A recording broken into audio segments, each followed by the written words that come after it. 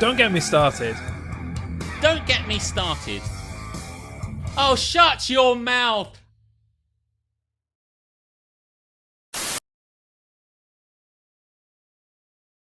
Always a bit jerky on that first couple of frames. It is. It isn't on the live. It's just for our little preview. We're just like we look like robots. I was going to say, but it's okay, really. Yeah, I've watched it back, and it's not jerky, other than our natural jerkiness. But that's nothing to do with cameras or like anything of that kind of sort. It's just demeanor, our inherent jerky nature, basically. Which I assume is what Harmstone means when he says you're a bit jerky. It's true.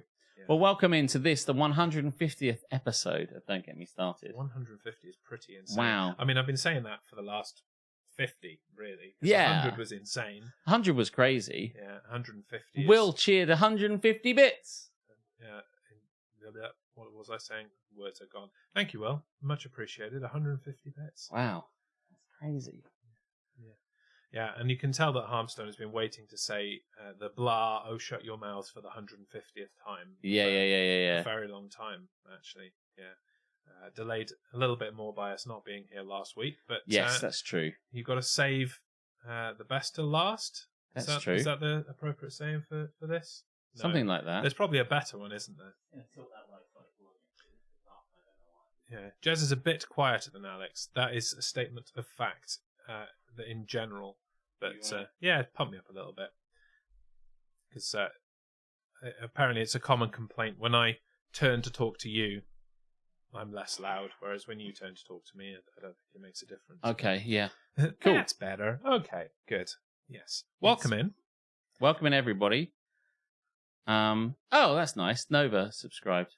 Yes, gifted by Will. Oh, a nice little gift. Not even trying to be anonymous anymore. I think he knows that we know that they know, that I know, that we know, that they know.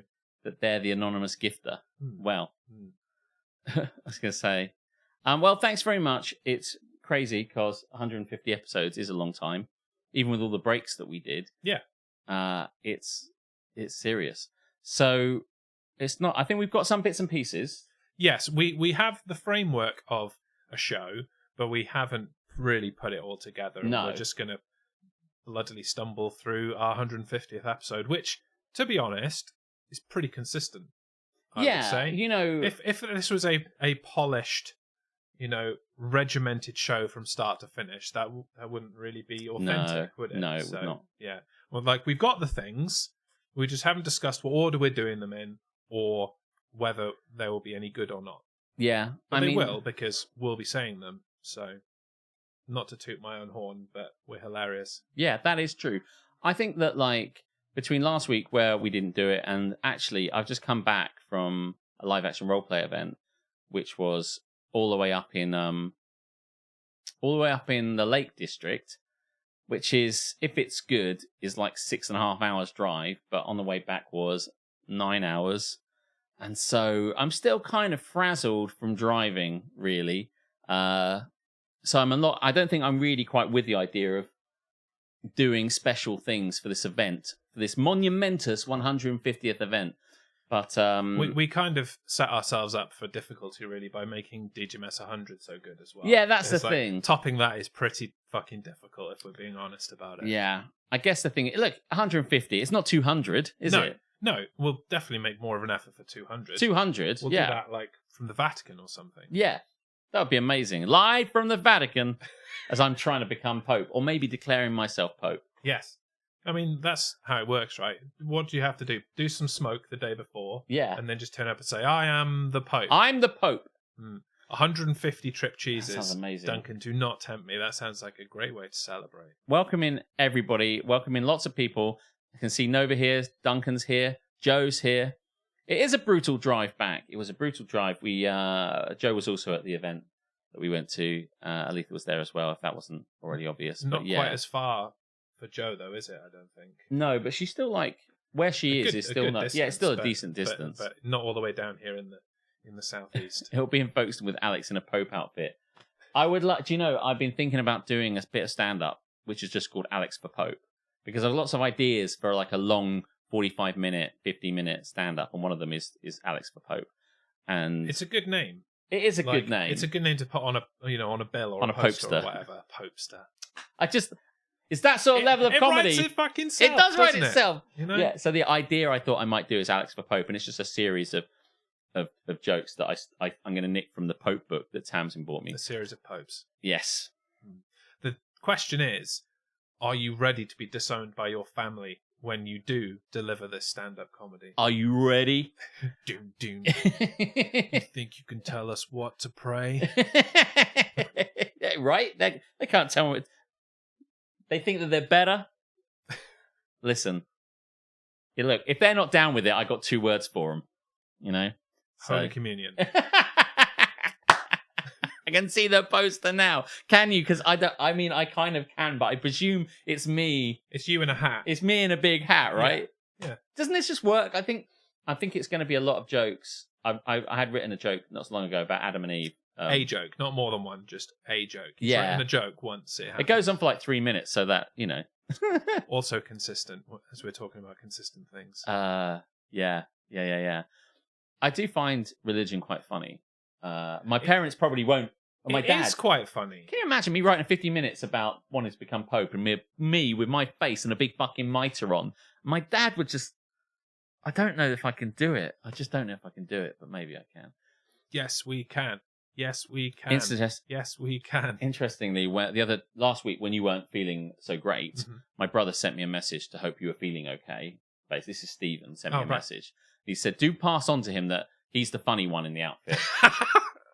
It's very nice. It was, yeah. I thought I'd tell you that. I thought you'd like that. I said I'll tell him that. I hadn't yet, but now I have, basically. But yeah, and I don't know whether. And he said, I do like watching it. You guys are really good. Blah blah blah. And I'm thinking, would he say that? I wanted to say, do you see the bit where I say cunt a lot? Does he see the bit where I go on about how religion is bullshit, really? Well, and maybe that is why he considers me the better one, because I'm not the one deriding his life's work every yeah. You're not the one trying to get himself excommunicated. Yeah. I was saying just before we came on, I was saying that to Jez that one time I went to the Leascliffe Hall to watch the Bible in 2 hours, as it were, or something like that. A fast version of explaining the Bible really quickly. The Bible in colour. Yeah, in comedy form. And it was being protested by a load of real conservative religious types who are like, boo, taking the piss out the Bible is bad. There should be no funny in religion. Yeah, so... Only serious. You don't know, you've made it when people fucking protest your work. I mean, I'm willing to protest your comedy if you like. Appreciate it. I'll be there with down with this sort of thing. What are they called? The signs, placards. Yeah, I'll be there with a placard. Yeah. Down with sexism. Like, this might be hilarious. A big thing. This might be hilarious, but it's against God's will. And everyone's like, oh my God, I've got to get myself to this shit. And then God's will, who is Will from our chat, will turn up and say, no, it's not. I'm like, all right, okay, thanks as you were. And then we'll all just walk in. I'll excommunicated. Yeah. I wonder if I can get myself excommunicated. Yeah.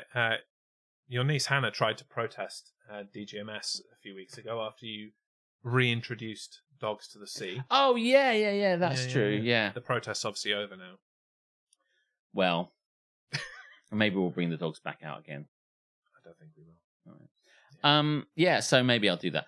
But I do think that maybe there's something in it, if I can write enough religious I think there tropes. definitely is. It comes down to a very serious decision about whether you can handle that flack from your family. The thing about it is that here's the thing. Sorry, Nova's like, dogs in the sea? I come back for one time and you fucking... Alex did it. I did it. I was thinking of Spock the whole time. Yeah, it pushed me over the edge. No, still... This is outrageous. Did you collect your artwork? Yeah, I did. When we went away to live action roleplay to this big vampire game, and all these vampires are around, and we were all these humans and blah blah blah. Mortals mixing with immortals. Suck the blood out of someone and then draw a picture with your face. Listen, that would have been really cool. We were painting with blood in a session called... Sorry, were you painting or with blood? Is it clear? With blood. Oh, that's less interesting. Yeah, we were painting with blood. I'll get it in a minute. I'll show you what I painted. But it was Dark Arts and Crafts. So that was quite a fun little name for it. We did Dark arts and crafts. Dark arts and crafts. You're only allowed black, brown, and navy. All the Yeah. other colours, fuck off. Pastel's not allowed. Yeah. I'll be taking note of this. Yes. Yeah. Well, I don't know how it happened, really. I just felt like I needed to do it. I felt like it needed to happen. And then I just did it because I'm unpredictable. So, He's what a can you fucking say? maverick. Yeah. Dogs, just needed to go in the sea. He loves wet dog smell. Just Only shades of blood. That's true, yeah. Sorry. crimson, red. I'm out. It was nice little, you got these little kind of, little canvases and we all just painted something. It was a very silly event and there were lots of fun things. We ate a lot of good food and drank and hung out with people in this big youth hostel kind of manor in the middle of the Lake District, but it did require driving up sharp hills in low gears In round Lake kind District, of, yeah. do you know what I Jesus, mean? yeah. It was just, oh my God, Jeremy, I was just so annoyed doing it because it was just like really kind of swirly, kind of annoying kind of driving and awkward parking and shit. And fuck me, I'm not going up there again. So if they do another event in the Lake District, I think I might have to give serious thought to not fucking going. Everyone's like, telling them to bring it a bit closer. Yeah, everyone's like, oh, it's so beautiful up there, but it was so rainy that I couldn't quite see the beauty for the rain. There is no beauty in the early part of the year in the UK. It just doesn't exist. I'm sure the Lake District's lovely in like July. Yeah. But fuck going there in what you were just about in February, right? Yeah. Yeah. Even February's shit. January's shit. February's shit. March, some of it's okay. And then we're kind of all right through to November. We had quite a balmy November last year, didn't we? Just after that everything descended into shit weather. But yeah, going back to like Alex for Pope, I don't know. I mean, my dad doesn't really need to know what comedy I'm doing. He wouldn't he won't ever go to it, so it won't ever come up. Would he not ever, want to support your work or anything? I think he probably would, but I swear quite a lot, and he doesn't want to see it, so I'd have to do something without any swearing. I once came up with an idea for a piece of work which was basically stuff my dad could attend. Basically, write one 50-minute show that my dad could set with comedy that is all fine for my dad, basically. So you could tour like nursing homes with it or something. Yeah, just really kind of like just wholesome jokes, sanitized comedy, jokes that are good for everyone, basically. You could tread the line of kind of what's appropriate, but no swearing, and it's kind of like Carry On humor, probably at most. Very silly kind of stuff. But just a casual racism rather than outright racism. Yeah. The classic kind of. I don't have old time for like racism. Full on racism. It's casual at best. Yeah. But I don't know. I think the thing about it is that I don't know where I begin to write a bit. I wanted to write stuff about my dad because there's various jokes that come out based on my dad, and then it would become the family in general. But I don't know that I could write 50 minutes. Well, you probably can. Any subject you can scrape that out of. I don't know. But...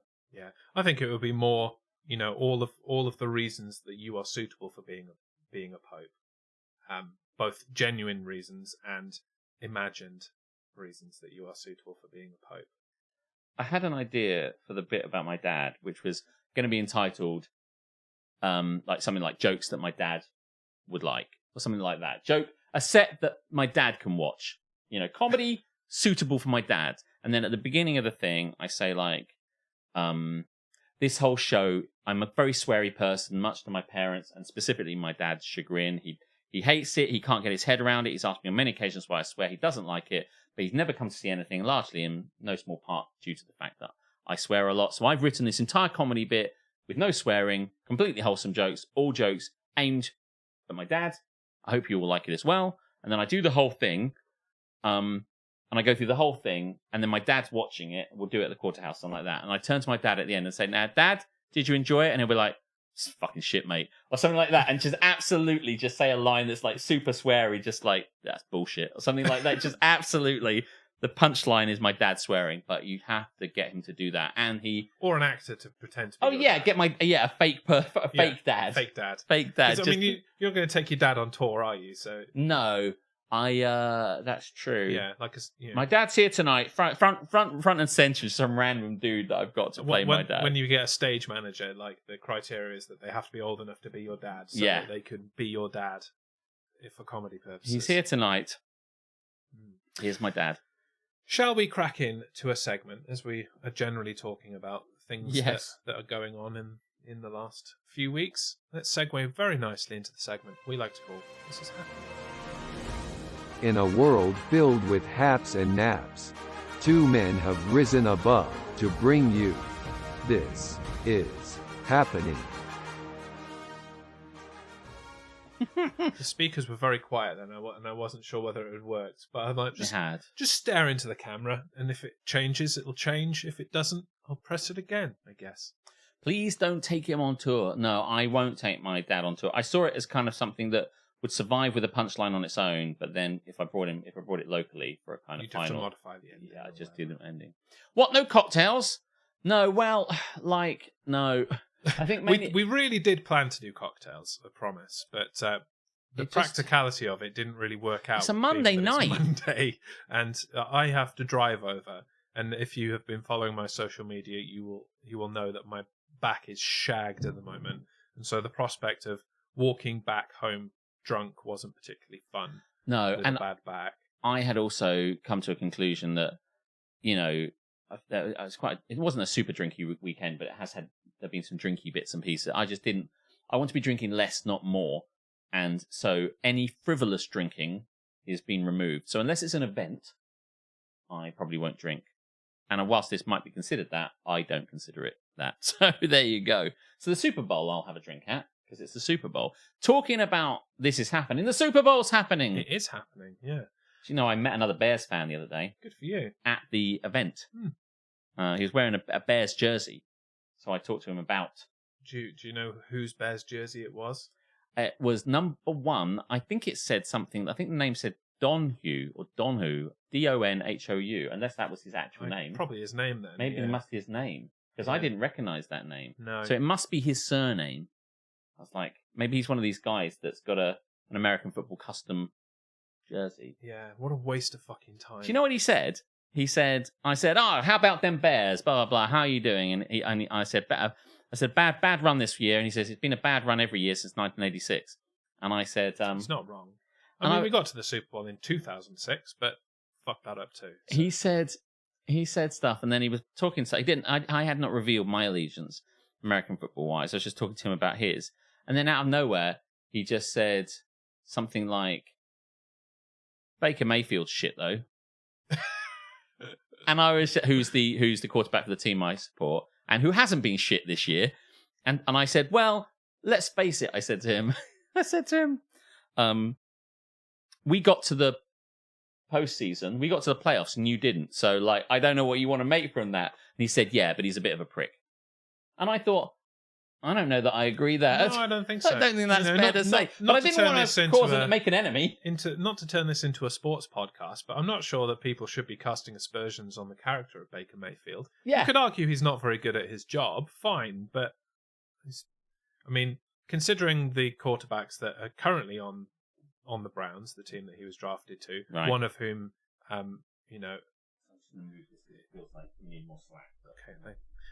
one of whom is arguably a rapist. I think Baker Mayfield probably comes out trumps. Okay. Yeah. The only thing I saw of the Pro Bowl this weekend was an interview with Baker Mayfield, by the way. I don't particularly care for the Pro Bowl. We never have. Yeah. But Baker Mayfield was asked about his training for, the sport of American football. Yes. And he was asked whether, he needed to put any work in.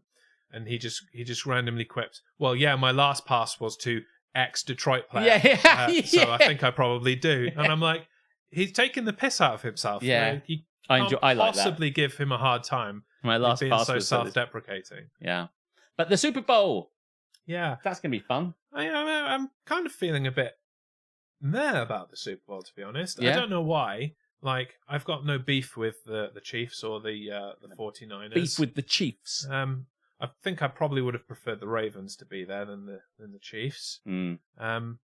But you're coming 49 is round. You're going to fine. be sitting on this sofa. Ideally, yes. Yeah, there is some question as to whether childcare will be available. But if it is, I will. If it isn't, I won't. I think we have H-Sports going to be here. Oh, really? Yeah. That will be the second Super Bowl that I've spent with your niece then. Mm. Yeah. So, yeah. Last time, we had the delights of not Anatole. Yeah, I know. Came out of it. So who knows what will come out of it this time? Yeah. Yeah. We've got a whole segment out of it. Mm. So this is happening where we talk about what's nap, what's good, what's bad. Does that say nap, the Traitors? No, it says hap. I couldn't read that It's properly. pink. Yeah. Have you written a thing? Oh, beautiful. Thank you. Excellent. Nope. Just try to put a thumb up. Didn't see your thumb, Nowhere unfortunately. near the camera. But Yeah. Hap, Traitors. yes, I fully, wholeheartedly agree. The Traitors UK was incredible. Traitors' #1 fan in the kitchen right now moaned in delight. Oh yeah, not Anatole was Super Bowl night. Yeah, And I had a rum and coke for the first time. For the first time, you never had a rum and coke before that. No, yeah, Oh shit, me. And Patrick, Stephen is worried that I'm getting her drunk. Right? It's me. It was you. Yeah. Oh, by the way, so my downstairs neighbor who will be here that night was saying something like, we should have some margaritas. If only we had a margarita maker. And I went, I literally have a margarita to make margaritas. And he was like, oh shit, son, let's get that going. So margaritas are probably happening, basically. It's Jez's fault. So, I don't really care that much who wins the Super Bowl, but it's happening. It's the end of the season. There'll be drinks. There'll probably be wings. It's going to be good. Wings are good. And Traitors. I loved it. I mean, I could talk about it quite a lot. Yeah, I mean, we have already talked about it fairly Extensively before going live, but could definitely talk about it again. If only there was, some podcast or something that we could guest on that talks about competitive reality TV. But unfortunately, they don't bother talking about the good things. Reality TV, only the shit. We got to 100% faithful. We've got to have 100% faithful, the podcast, ready for next time, ready to go. Because honestly, I would love to put loads of clips together, because what annoyed me in a way, I mean, I know that there was an Uncloaked. You were saying there was like Traitors Uncloaked. I didn't know that existed, because if I did, I'd have fucking watched it. But I still think I could do it better, so I don't care. But essentially, I have so many opinions. It's much better as like a watch along, like just watching it live and commenting. Yeah. We should have done that and should do next year. Yeah, for sure. We were going to do Traitors, but 3 eps a week is a commitment. It is. Yeah, I don't like that they completely blow their load quickly with the Traitors. I'd much prefer one. So how many episodes how many? That's how many episodes of Traitors is. Because I was watching on catch up, I couldn't have told you. Yeah. 3 a week they do. I'm like, okay. I mean, it's good for our society, but bring back linear television, I say. Keris wants a margarita. Well, if you come round, you can have one, because I'm going to make them. Yeah. And that's how having and making and doing works. I still think that there are so many things that I wanted to say to pick up on the things that people said on the Traitors, and the silly things people said, or the kind of the fallacies, the things that they got in their head. And what you've got to get in your head in a way is that they're living it, they're doing it, they don't know it, and we are always going to have this kind of bias to the fact that we know the truth about it. And you have to try and separate that, but no matter how hard you try, it's kind of in your mind. But at the same time, it's you look at how they behave, and you ask, have they not watched even the previous season of the Traitors? Yeah. Let alone all of the other, incarnations from different countries, and realize that the things that they're doing don't work. Yeah. And mainly they end up just targeting someone based on their personality flaws, and that doesn't work. So the number of times the Traitors will implicate someone else, and then they'll be like, oh, well, somebody got killed. That person doesn't like them, so it's got to be this person. It's like, no, then it has the opposite is true. I was saying this before we started. It's like, if you're implicated, it probably isn't you, because no traitor would implicate another traitor. So like, oh, Charlotte doesn't like Sonia. Sonia's dead. It must be Charlotte. No, it mustn't be. But they don't think that. They don't think, what would a traitor do? They only think, that looks traitory. And I would love to do a little kind of reel, which basically is all the things that the faithful say, which is like, at one point, someone, probably Zach, attacked someone and went, blah, blah, blah, blah, blah, blah. What do you think about that? And the guy just went, okay, well, it's not me because of this, that, and defended himself. Says, why are you defending yourself? Why are you getting so defensive? And it's like, because you're attacking me. It's like, getting defensive looks traitory. Defending yourself looks traitory. Why are you saying anything, Dave? Like, right. Not saying anything looks traitory. Talking a lot and being friendly looks traitory. Sitting back and not saying anything looks traitory. Right. Being good at a task looks traitory. Being bad at a task looks traitory. If only you had an empty book to write your ideas in. I do. It's actually still empty, actually. I don't know what to do with it. But yeah, everything that you can do looks traitory. Oh, here's another thing. Throwing people's names about. Sometimes I never hear you putting people's names about. We get to the you've changed so much. You've changed. Like, people aren't gonna like be maybe quiet the first day because they don't know what to expect. You've changed so much. Yeah, when you came in here, you didn't talk to anyone.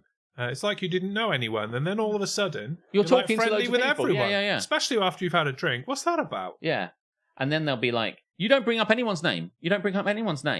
You should really bring up people's names. You can't get to hear the fact that we heard nothing about your suspicions Okay, until then your we got name. here."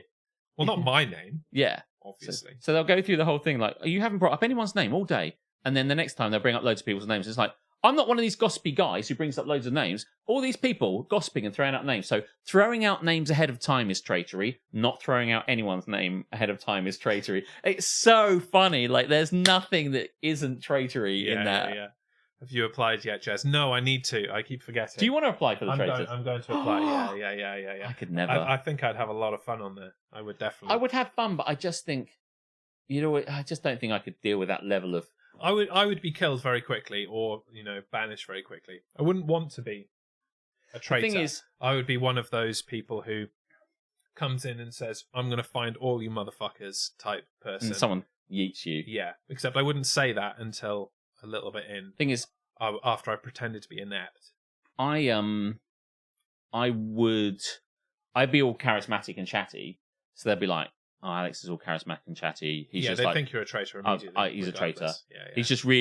He's such a bon vivant. He's so kind of chatty. He's trying to get into everybody's conversation. He's obviously a traitor. Like, anyone could turn that on. Like, if you were super mousy, timid, and introverted, and you became the traitor, you were like, well, I better turn on. Talk to everyone. Better talk to everyone. You wouldn't. You better just draw on my knowledge of various facts from across history. Yeah. So I don't think I could do it. Not least if I don't want to be jumping in water and spelunking and fucking running about, digging into. I just can't be bothered with that shit. So. Yeah, I would be at the benefit of I don't really give a fuck about like the money aspect of it. So it'd be like, oh yeah, I'm not going to do that actually. I'll walk round. I'll see you on the other side. The times when I was watching that show and I really wanted to say, like, the way I would say this, I would respond like, "You say that, but I don't think that's reasonable." And I'm quite articulate, so I'd be like, "You say that doesn't make any sense, and if you'll let me get to the end of that, I'll explain why that is." But like, if someone's too articulate, but nobody would let you No. finish your thought. Is the point. Too articulate, probably a traitor. So he's really thought it through. No, this is just wit. It just comes out of me. But then you get to say that. How fun would that be? Yeah. You'd get to say that in front of a national audience. That would be incredibly fun. Like, no, I just talk. I like talking. It is what it is. They're going to take one look at you, decide you look like a person who nearly ordered a pasta-filled calzone and kick you off immediately. I really wish I had now. What's wrong with a pasta-filled calzone? Well, I wanted the macaroni cheese, and I wanted a calzone. Mm. And I'm like, what should I have? And they're like, we can put it together for you. And then I just decided not to have it, basically. For reasons that beggar belief, I know. I made a huge mistake. Yeah, that is disappointing. Alex would be bonding with everyone over religion. Very traitorous behaviour, that. Not having it. Mac and cheese calzone. Yeah. So I don't know. I think I'd be kind of freaked out about how I might come across or how I'd look on TV. I think it would be really weird if I ever got into that. Also, I believe fervently, as is probably pretty obvious to everyone that's ever watched it, that it's very hard to find the traitors. So then you'll be subjected to the fact that my bad decisions would then be aired by everyone constantly. And I'd be like, and I come away from it, it'd be all over Twitter, "That guy's such a cunt." And I'd be like, well, okay, point taken. Yeah. But, yeah. But yes, so yeah, Traitors came and went. Watching the American one at the moment, that's pretty hap too. You should watch the Traitors. When you're not watching DGMS, you should be watching the Traitors from various different countries, except for the second season of Australia, because it was shit. What's hap with you? Well, yeah, I mean, I was going to say not a lot, which sounds really sad, but we went away to live action roleplay, and that was Hap. But traveling back, as I said, was a nap. The end of the season is nap. Super Bowl is Hap. I don't know. I just think that what is Hap with me is that I am a lot more productive. A lot of my stuff. I might not be using my empty book, but I am. It's because it's not empty anymore, because he's filled it. Yes, that's true. Yeah. But it's because I've worked out that I don't want to do this analogly. I want to do it digitally. So actually, I have built, in answer to Will's point, I've built my phone.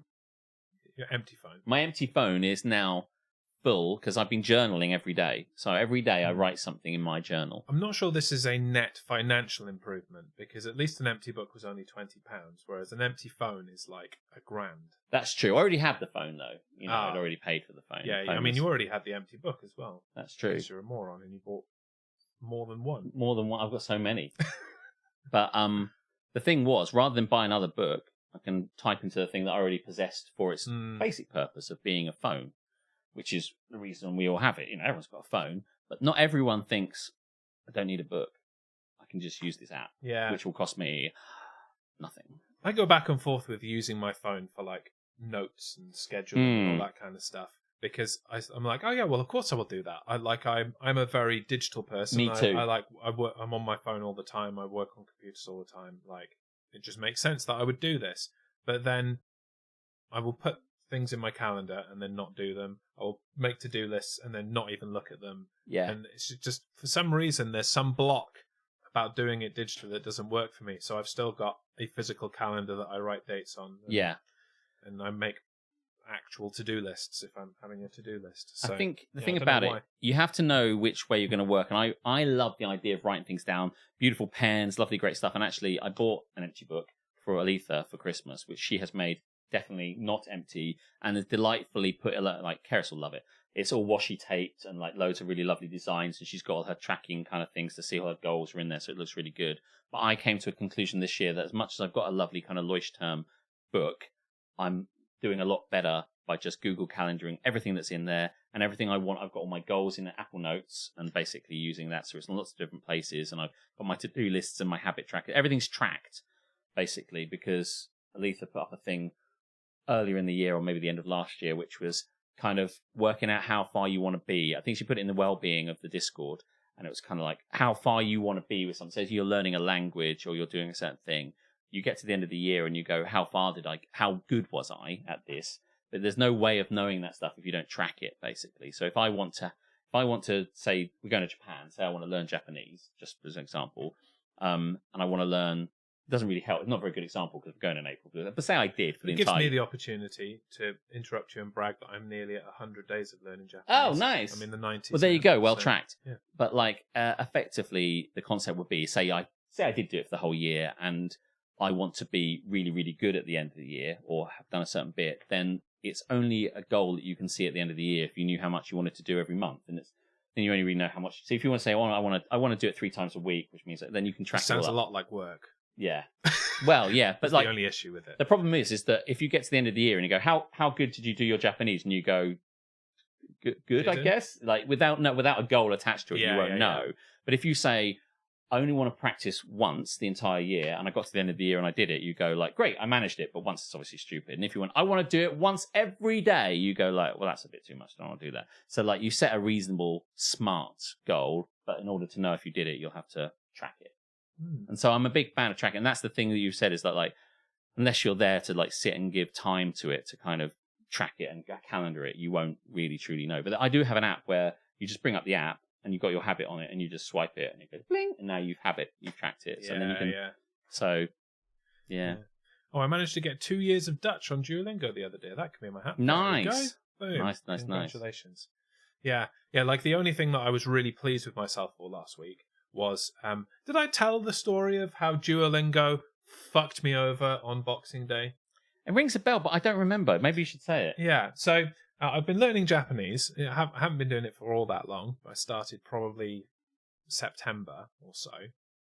And I'm using Duolingo, as I'm sure many of you have used to learn languages in the past. And I came across a problem, I suppose, that it was just asking me to do the same old shit. The stuff that I definitely knew that it had taught me several topics ago. Yeah. And it was just asking me the same things over and over again. I'm like, this is, I'm not progressing here. I'm just doing the same things over and over again. So I come down to, skip a bit. And you're like, if you would like to skip this section, press here. I'm like, okay, fine. It's like, well, okay, you can skip it, but it's going to, and we're going to test you. We're going to make sure that you are capable of moving on to this section. You're sure. Obviously I can, because you're giving me stuff I've already done. Exactly. So I say, okay, yep, fine. It presents me with the test, and the test is entirely written in solely Japanese.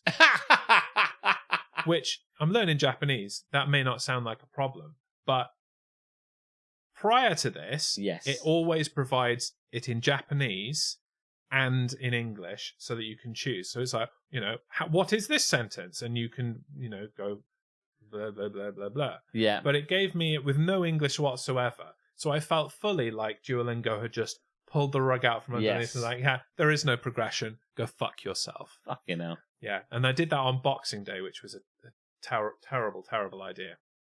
But last week, I ran into a similar issue. I'm like, I've been doing this since Boxing Day. Yeah. And now it's just asking me the same things over and over again. I'm like, right, so I've got to do a test.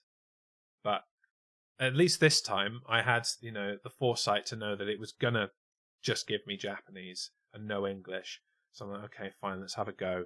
And I fucking nailed it. And I was very pleased with myself. It was the best thing I've done all year, really. Good work. So, yeah. But yeah, fuck you, Duolingo. I used Duolingo for a bit, but I stopped using it. And I don't know that I really feel like I get anything out of Duolingo. But after Duncan the singer used Mondly for his French, I got Mondly. Yeah. So I could probably use Mondly for Japanese if I really wanted to, in the time it takes between now and going. I do like Duolingo. It's 2 months. However, it's not perfect. And it keeps trying to make me buy their pro package. And having been given several free trials of their pro package, I don't think it really adds anything. Unless you're literally going to sit there all day and use their app, I don't think it adds anything. It gives you, you can make more mistakes. I'm like, well, I don't make mistakes really, so I don't need your mistake assistance, Duolingo. I was listening to some Japanese. I just went on YouTube and just found a Japanese thing. Not that I need a lot of it. I just thought it'd be nice to learn some bits and pieces, because I'm not under any misapprehension that I could learn the language before I go in 2 months' time. But I thought, pretty difficult, like it was for Prague, if I can just learn a few bits and pieces, and that would be better than learning nothing, as it were. But yeah. So I don't know. Duolingo, I don't think it's the one. The kanji for Tokyo looks a bit like two trains next to each other. Different trains. Oh, okay. But two trains.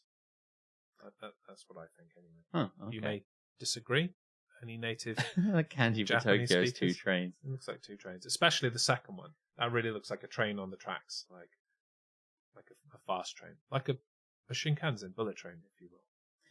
Yeah. Keris said she wasn't putting any goals because she's already quite a goal-oriented person. So Keris is just all goals. So yeah, if she's not, because she said before it, she said, I'm not going to set any goals for the year, which sounds crazy, but I just found that I'm really goal-orientated. I just hyper-focus on the goals. So this year, instead of focusing on just living a better day to day, more centered on my values and how I want to live my life. That sounds entirely bullshit now I've typed it, but I know what I mean. Fair enough. Yeah, I know what she means. Yeah. Not everything has to be planned or working towards something. Sometimes just getting up and making a cup of tea is good enough. Yeah, that's an interesting point actually, because I think with what I've got, everything is so. I have considered what it is that Keris has said in my own life as well, because I set down all the projects I want to do for the year, and some of them are comedy, and some of them are going up to do theatre, and some of them are Warhammer, for example. So everything has a project with it. But that means, in a way, that leads me to think that if I'm not projecting, I'm failing. Does that make sense? So if I'm not going towards one of these things, then I'm fucking it up. But what you need is you super need slack in there. So rather than going actually, I was reading a stand-up comedy book, which I got off Tim, which is really great because it's a good book and I wanted to buy it, and now I have it for free, so that's really great. And it is a really good book. One of the things he says in that is set out your comedy timetable. Make sure you know every day when you're doing comedy. So he's like, I mean, that's basic, really. Be on stage when you're supposed to be on stage. He means writing. It's like writing. Make sure you know if you're when is your writing schedule? Who the fuck is Alex? Let's go again. When is your tight 10 Tim? Tight 10 Tim isn't doing any comedy anymore. He's done. Tight 10 Tim says turn up. Yes, he does. And do your tight 10, which is not what I did. But yeah, no. What this guy has said in his book is, if you're going to write comedy, commit to a certain schedule for writing comedy. And so I was thinking, I'll write like 3 times a week or something like that. And in his book, he says, so make sure you put in an hour every day. And I'm like, fuck me, an hour every day is quite a lot. And at the end of that chapter, he goes, but don't beat yourself up about it if you don't do it. And I'm like, so which is it, man? Because like I don't know which one it is. But that kind of thing about goal planning really annoys me. Mm. And like, make sure you do this. Yeah. But be flexible with it. I'm like, well, am I being rigid or am I being flexible? Because the problem is there is a big chasm between the two. An hour is a long time to do a day, and if you did an hour a day, if I found an hour a day to write comedy for a strict hour, the moment I don't do that, I'll be beating myself up by going like, well, you didn't do it, did you? And like, I think that's probably a little bit inflexible, so it won't be an hour a day. That sounds pretty insane to me. Mm. It'll be 45 minutes a day. But... So I think there needs to be 42.5 minutes. But yeah. I feel really positive about the year. I haven't felt tremendously positive today, but I mean, I'm feeling really good because I feel like I know everything I want to do, and who I want to see, and what I want to do. So I'm up. I'm good. I'm feeling a bit more positive after my not at all feeling positive last week. That's good to hear. I'm waiting for the weather to improve, and then I'll be tip top. Definitely think that cold fucks me over. I'm gonna find that thing that I was do it, yeah. Because we could move into it shortly. I'm just scrolling up to see people that have arrived. Hello, Tamsin. Hello, Rooster. Rooster's in, yeah. Welcome. Anybody Tamsin else? said she was listening to the bullshit, and now she's watching the bullshit, engaging with the bullshit, being one with the bullshit. Right. So, as we alluded to at the beginning of the show, we have stuff that we're doing. For 150, we said we were going to just play some games and generally have a good time. We've also got the usuals. I've got some very good Tifus, and we've got some Am I the Arseholes as always. Got shitloads, loads of stuff, loads of stupid shit. Yeah. So, does Jeff have a sad lamp? No, my lamp's happy. It takes all my happiness from me and leaves me sad. Is that lamp? Is my lamp sad? Is that the lamp that makes it light in the room? Is that the same lamp? I should get a sad lamp, all jokes aside, because I'm definitely seasonally affected. There you go. I've got the lamp in my room lights up gradually to like kind of wake me up, as it were. And I realised today that it wakes me up just perfectly on time to wake up, which is never when I want to wake up. Yeah, the thing is, I sleep late, so I wear an eye mask, so no light would wake me up. Oh, right. So what I realised today is that if I want to get up for 8, my lamp should finish 15 minutes before I want to wake up, so I can have that 15 minutes of like... How does that work in the summer, though, when it's light at 5 a.m? Well, I actually haven't used it. We haven't got that far. So it doesn't. So the answer is it doesn't, yeah. But my room is quite dark anyway, so, you know. Fair enough. Yeah. Yeah, my Alexa is supposed to gradually do the volume a little bit. Right. But what it means is that I don't wake up until it's on its super loudness. So I might as well just have it loud anyway. Yeah. It doesn't wake me up on quiet. So the whole idea of it waking you up gradually isn't a thing. It's only on its 13th tone. This is when it. It's like, do-do-do-do. I'm like, oh, right, there's my alarm. Okay, This is it. Because, like, where I found I wake up, and it might not be the same for you, like some of you guys who are terrible cunts might just be like, as soon as my alarm goes up, I spring out of bed. Fuck you, Alex, but I don't. Is anyone like that? Well, yeah, maybe, but I bet you they won't admit it. No. But, like, for me, I want to get, like, wake, and I go, oh, in a minute. And then wake, I go, oh, okay. And then wake. My eyes are open, but I'm not out of bed. I'm like, okay, I'm going to get up, but give me 15. And then I get up. So what I really want is just a little bit of stage. But what the sunlight lamp does, it goes, it does wake up. But like you said about the noise, it does light, nothing. As soon as it's at its fullest, I'm like, okay, it's bright. Thanks. And I'm like, it's not bringing me in. Yeah. So like the morning routine is something that I've been trying to finesse as I've changed very recently from normal UK bedtime to being up late, getting up late to do other things in the night. And I've got my Alexa to do the alarm, and then when I turn off the alarm, it does tells me the weather for the day, and then it'll play a podcast. Right.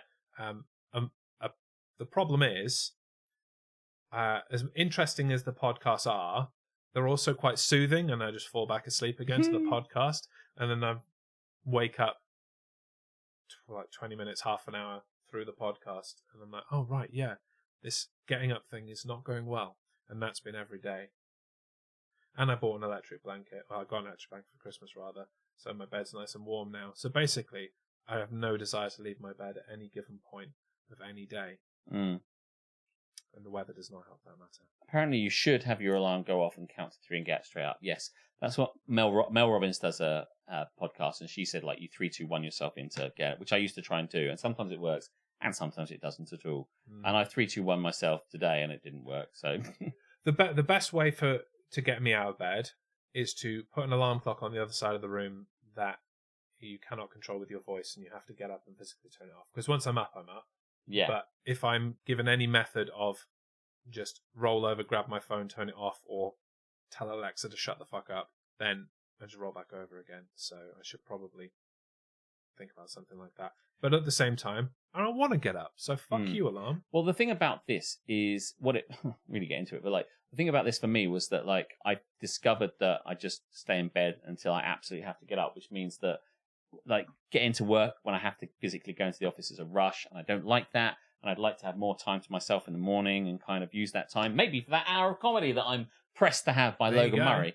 But like, aside from anything else, it would be really good to have command of that. And what I found in the times that I've done it quite a lot recently, I found that by getting up in that time, it really takes me into the day really nicely. So rather than waking up later, I wake up earlier, and so yeah, I'm not about that at all. And Karis is much the same way. She's like, oh, I'd like to get up in the morning and have a cup of coffee and sit start and, my and day. I'm like, no, I am fully on board with the alarm goes off, go take shit, leave house. Like, fine. Yeah, don't need anything. What else. I've worked out is that, and this is going to be really obvious. Something I may have said it before, but like we have a tendency to stay up late and then I want to try and go up early. I haven't had enough sleep, so I've now worked out if I always go to bed early, now get up early, and that does really help. It just so happened that this morning, having driven back down and being massively mega tired, you were not afforded the ability to go to bed. I did go back. I did go to bed early, but probably wasn't sure that my body had gone. You may have gone to bed early, but I still do not want to get up at the time you have assessed because I don't want to. So I don't know really. I think for me, I'm doing the right thing, and I'm going to get the right outcome because I think that my brain, I'm not somebody. I'll tell you what I used to have. I used to have this thing where it wakes you up in the right cycle because apparently you're meant to kind of like come. If you're woken up in a mid sleep cycle, then you're all crotchety and like, oh my god, why are you waking me up now? So you kind of need to be brought out of it at the right time. You said crotch. I did. It's definitely crotchety. You wake up with someone's crotch in your face, basically. It makes you angry. Well, it depends whose crotch it is, I suppose. So it's all getting very deep. It's like deep sleep. Shall I continue my segue into what we're going to do today? Yeah. So in addition to the other things that we always do, we, thanks to Aletha at the very last minute, have got a drinkity drink that we'll be completing, as long as you know where the whiteboards and things are and that kind of thing. We can do that. Yes. I have also put together a DGMS 150. That's mine. Oh yeah. Crossword. By the way, I've been trying to do that. I've done that internally in my brain about 5 times and stopped myself each time. I should have a drink, and then you just... And I keep going, and then fail. Why don't you put yours next to it, and then it'll be obvious? Yeah. A DGMS 150 crossword that you will get the chance to complete. Sorry, I'm so sorry. I wasn't going to drink it anyway. And as well as that, we're probably going to play some categories as well. An old streaming classic. So yeah. Stuff to do. Fun and games for 150. Yes. Which of those games would you like to do first? I'm really interested in this crossword. Are you? Okay. Yeah. Do you want to play the crossword? We can kick off with the crossword. Yeah, absolutely. Yeah. Do you want to? I want to see it. Okay. Let me just. Oh, that crossword's huge. Full screen it, and then. Can these guys do it? That's the question. Yes. I mean, they should be able to, as long as they've watched the show. Then they should be able to do it. But here, let's get out of the way. That is our board, and that is the crossword. So I don't know how much of this that fuck off this thing. Let me move this because it just keeps jumping in front. Put it there. We don't need it right now. And if we give ourselves a little window that I make bigger, then we should be able to read the clues. But otherwise, I will read them out to people anyway. Yes. Let's see. Can you type into that? Yes. Oh, wow. So it's a little bit like a crosswords and chill. It is like crosswords DGMS. and chill, but there's no chill. And I made the crossword, so there's definitely no chill. Okay. There we go. We can see it now. That's helpful, isn't it? Yes. So, in true crosswords and chill fashion, should I read the clues? Read all the clues out yes, first? Do that. And then we can start to populate in the box afterwards. Okay. Is Tomstone going to give anyone a chance? This is the question, and if it's anything like crosswords and chill, the answer is absolutely not. So it wouldn't let me put in the number of letters each clue has because I think it's like an American style crossword. Okay. But there you go. So you can work it out. Okay. The across is first. A totally real and not made up law enforcement punishment. Okay. Game show featured on episodes 1 and 99. Oh, okay. Yeah. Strange delicacy involving 12-year-old boys. God. Legendary BCW superstar from Boise, Idaho. Creator of DGMS's iconic ending music. Oh, that's good. It fucking something, Alex. I like it. Is that 18 across? That is 18 across, yes. Not the D-O-double-G, but definitely snooping. That's good. Already come up today. Religious rank aspired to by Alex. Oh, nice. That's good. This is good. Also come up today. The most worthy C inclusion ever.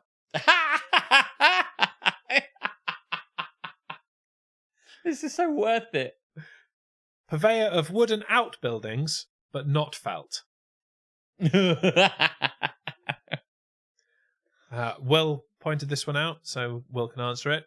What we said we'd drink for DGMS 150. Oh, nice. And finally in the acrosses, no, it's them who are wrong. Do you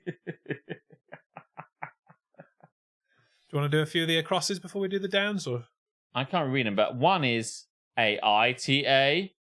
Question mark. I mean, do you want to fill in some of the acrosses before I read the downs? Oh, I thought you want me to read the down. Sorry, I didn't miss. I thought you asked me to read those things. I mean, you can read them if you want. No, you're right. Let's do some of the things. Do some of the things, right? Being as we've got the answers here, so okay, let's go back up to where we were. So 11A, Harmstone says Jeopardy. We did not play Jeopardy, actually. That's not the game show that we played. Ah. So try again. 13A. 13A. Food that made out of something to do with 11-year-old boys or whatever it said.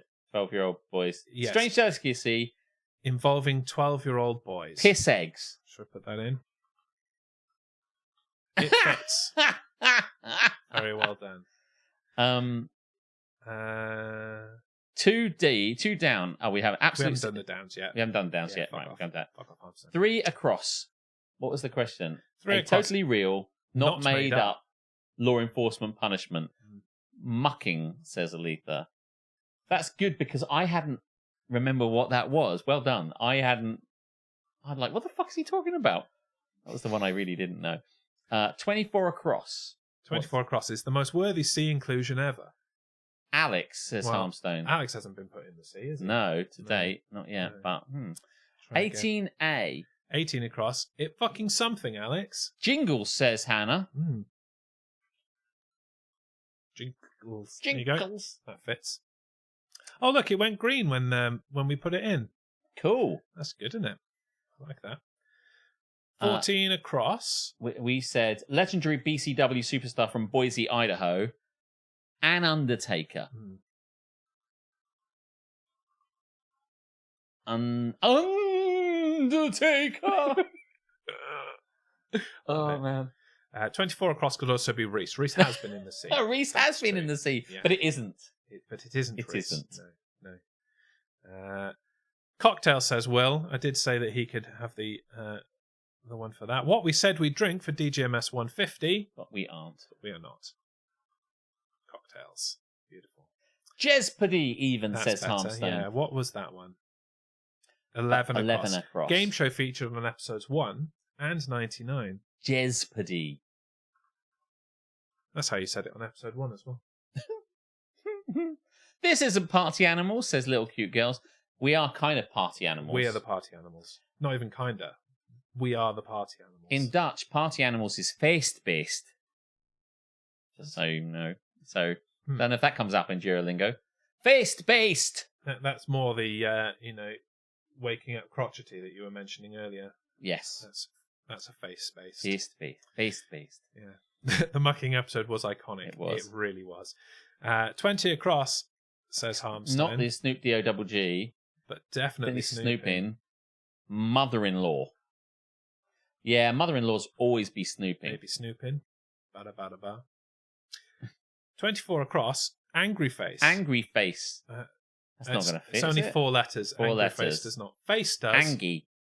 But Joe says, I'm glad not to be 24 across. Yeah. It was Joe at one point. Yeah, you did go in the sea and come back out again. Yeah. Hannah says 25A, non-felt delivering shit place. What was the clue? That is it. Yeah, non-felt delivering shit place. Purveyor of wooden outbuildings, but not felt. Fuck Shed Store. Indeed. It's Shed Store. Ed Store. Shed Store makes it still to 100. I mean, it's going to make it every time. It's in the gonna, fucking... yeah, But, yeah. I mean, oh, man, I love the Still fact that talking about Shed Store. Still talking about Shed Store. What? I think it was like in the 20s that first came out. Fucking, I remember it. Yes, I remember it well. Very, very long time ago. Any more on the acrosses? Let's read out the acrosses, maybe, because we... I mean, I'll let you answer this one about yourself, Alex. Religious rank aspired to by Alex. Pope. Hashtag Alex for Pope. Yes, Pope. I want to be Pope. There it is. Boys just want to be Pope. Good to see that the crosswords and chill tradition of hashtag Jez can't type is still here. Absolutely, yes. Was Rooster one of the answers for the music? Well, you tell me. I think you are looking for creator of DGMS's iconic ending music. 15 across. Yes. But Rooster does not quite fit. Gonna need more. Something is it a the bit top more. there? Is that like just in the top of the... Oh yeah, let's full screen this now that we're back again. Don't need to see your bookmarks. We just need to have more stuff. Yeah. Rooster Beast with 2 E's. Rooster Indeed. Beast. Where's the Rooster mouse? animal, literally, in Dutch. There it is. Rooster Beast. 24 across. Animals that definitely need to go in the sea, or whatever your clue was. I mean, that clue's better, to be fair. Dogs. Dogs. Dogs. Right, Yeah. so still remaining, I think, I know that's it. Yes, it's the last one.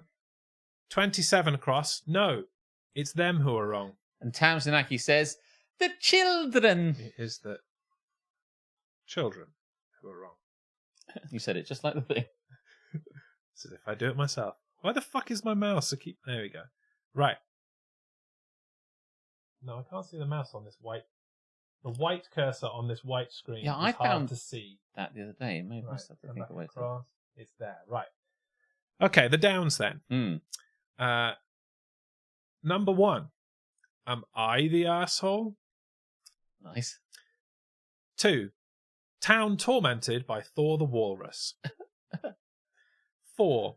Did somebody say, fuck this company, they don't deliver? Location for DGMS 100. Ah, nice. That's good. That's a good question. The only country other than England that DGMS has broadcast from. Great question. 7 down. Controversial location where some store ketchup. This is gold. 8 down. Alex's preferred term for food. Oh, shit, son. 9. That could be fucking anything. Boobs. This is so funny. 10 down. Posh wine vessel. Should have used a potty. 12 down. What a load of something. Seldom used DGMS segment. 16 down. Jez and Alex's nickname for TikTok. 17 down. Council officer that surveilled Alex as he sought a new bin. The something. Did some real deep cuts. So good. Yeah, we're on DGMS 150. 19 down. Avian enemy to Jez. 21. Pickle Lane. 22 down. Lovely old lady that Alex killed.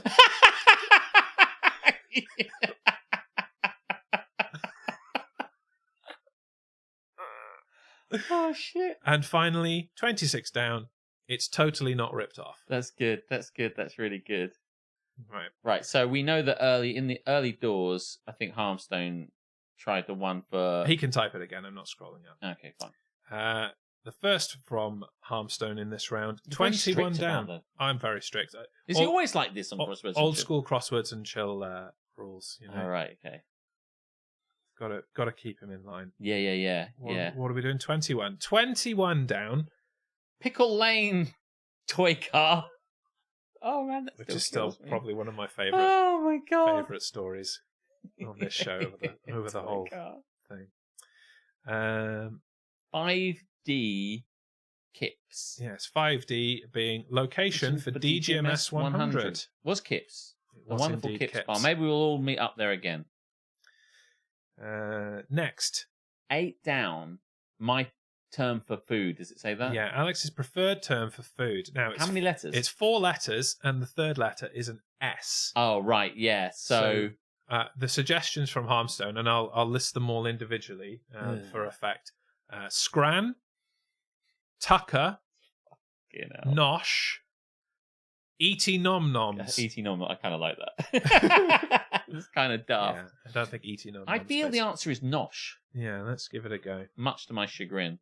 If I press enter, does it? Yes, I press enter. There we go. Cool. And it does go green.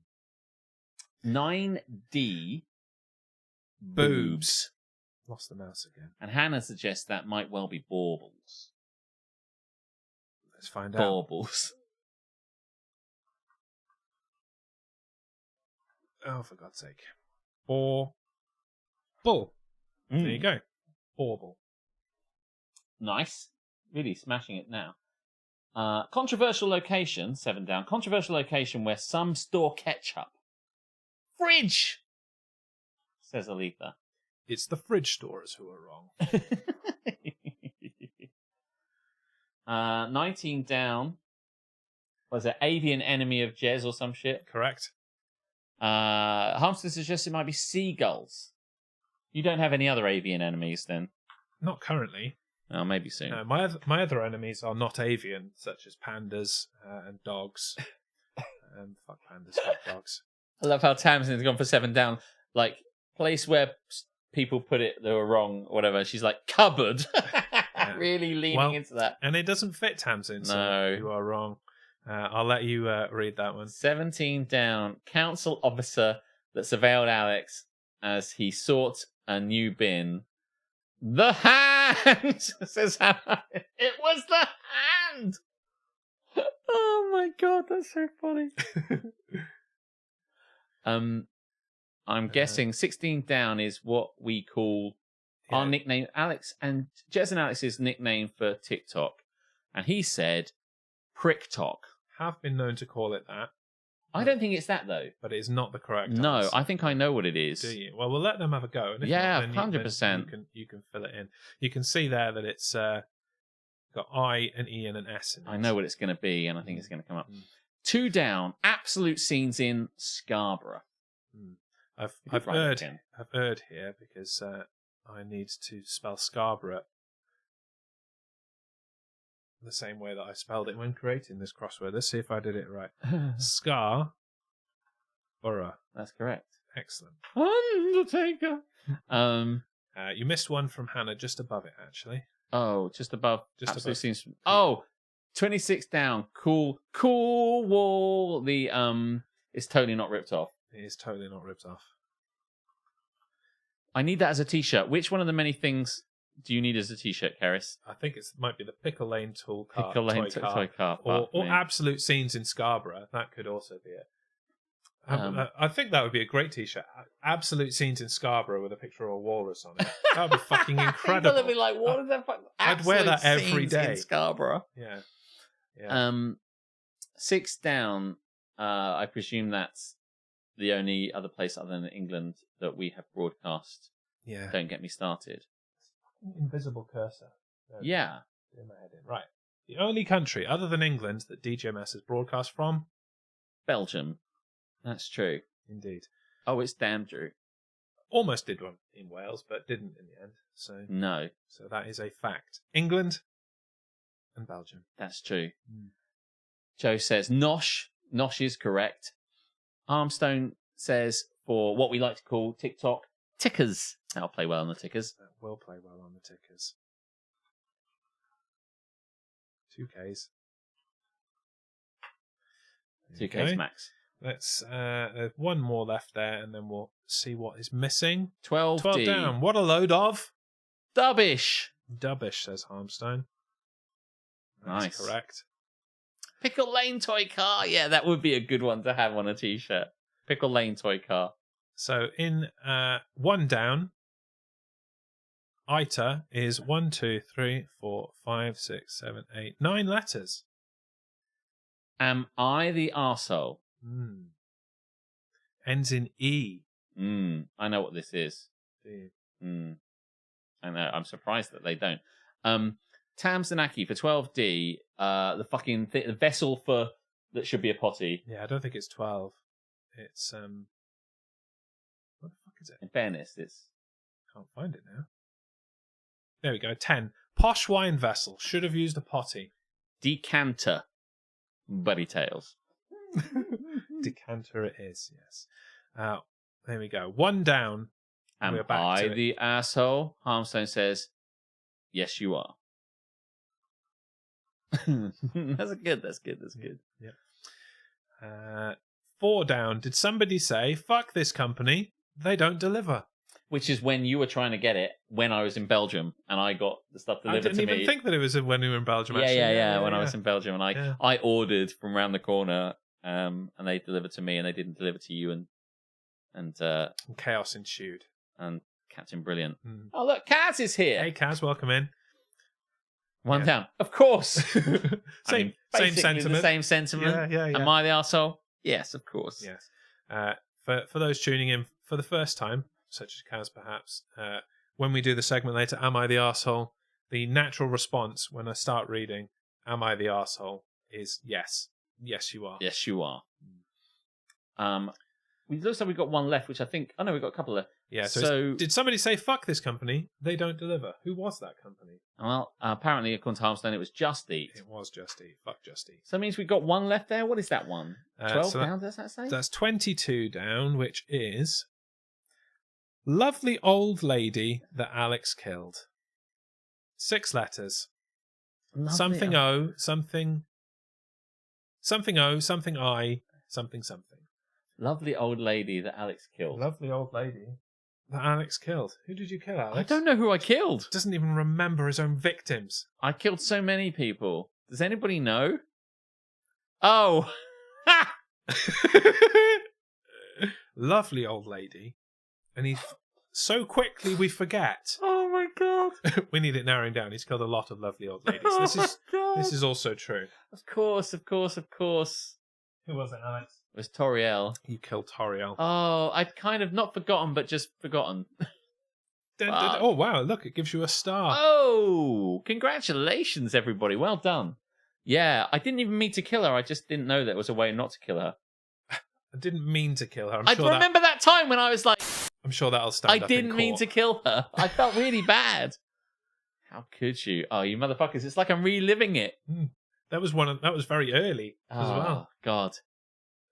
Still, I can't remember. I remember she was really like she was trying to stop me from leaving, and I needed to leave, and I needed to press on, and I thought, God, the game is really going to make me do this, isn't She was just trying to give you some food, mate. Calm the fuck I felt down. so bad. yeah, I told you not to, says Karis. He's a maverick. I miss Toriel. You can't stop him killing people. I hope she's okay, really. Well, she's dead, so depends on, your concept of afterlife and such, whether or not. Well, yeah, GG's, everybody. Note to Alex's friends, don't get between him and an exit, apparently. I was trying to leave. I was trying to leave. Just kept trying to give me stew or some shit. Like key lime pie or whatever the fuck. So I stabbed her in the head. Yeah. Repeatedly. Even though she said, stop, I'm just trying to give you pie. Oh, God. I'm a lovely old lady. Karis is like, I was like, keep trying and she'll eventually let you out, but no, the unexamined life isn't worth living, I would say. But, yeah. So there you go. I hope you enjoyed that. That was awesome. That was really good. Well done. That was something good work. I threw together. Nice. Just to celebrate what we've done over the last That's a great celebration. Yeah. Have you also brought these things to celebrate with us? I have, yes. Yeah. So, in a roundabout way, these crisps, which are Walker's limited edition Christmas pudding flavour, were cited by Tamsin, posted on Discord, because Tamsin didn't buy them, and I was like, man, I really need to try those. Jaeger went and bought them, and then delivered them to me, and now we have them. So we're going to try Walker's sweet and spiced Christmas pudding flavour crisps. I don't like Christmas pudding. What a moron.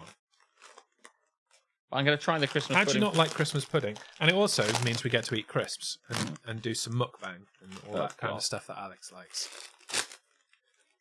From Twingies to the womb, for the womb to Christmas pudding crisps.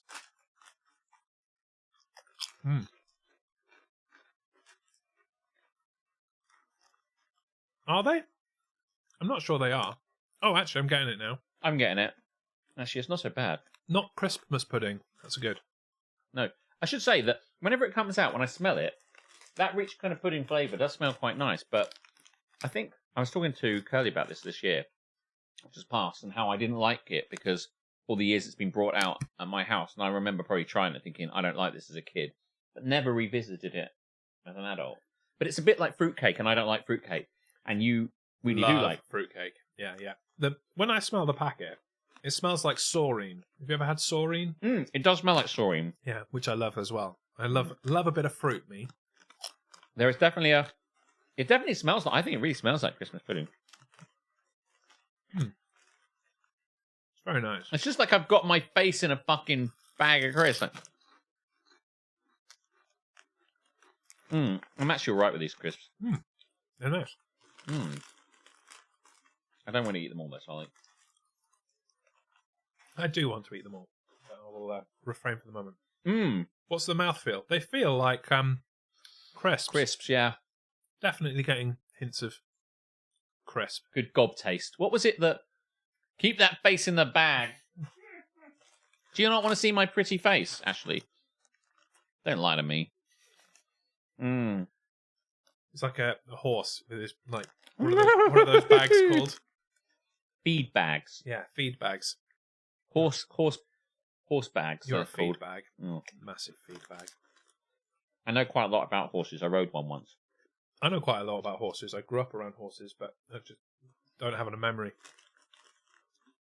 Nose bag. It is not nose bag. Yeah, no, it's definitely whatever he said. I've already forgotten. See? Oh, now I'm eating them again. They're really good. Feed bag? Is that what you said? Yeah. I feel like I'm smelling it like wine. I really am. Like, I mean, if you're going to smell it like wine, you don't put your nose in it. You put it near you, and you just.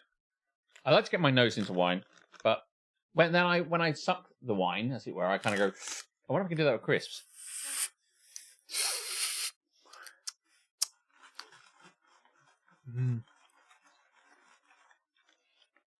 They are good. It's fucking nose bag. Keep your nose out of my business, Tamsin. Ask Hannah. Hannah doesn't know anything. Snout bag. Kaz has it right. Yeah, there you go, Kaz. Snout bag. It's now snout bag. Also, as in, you're a snout bag. Yes. 100%. Yeah. I'm going to put these down, or I'm just going to sit here eating the entire packet. But I will say, winning. and I hope they produce them again next year.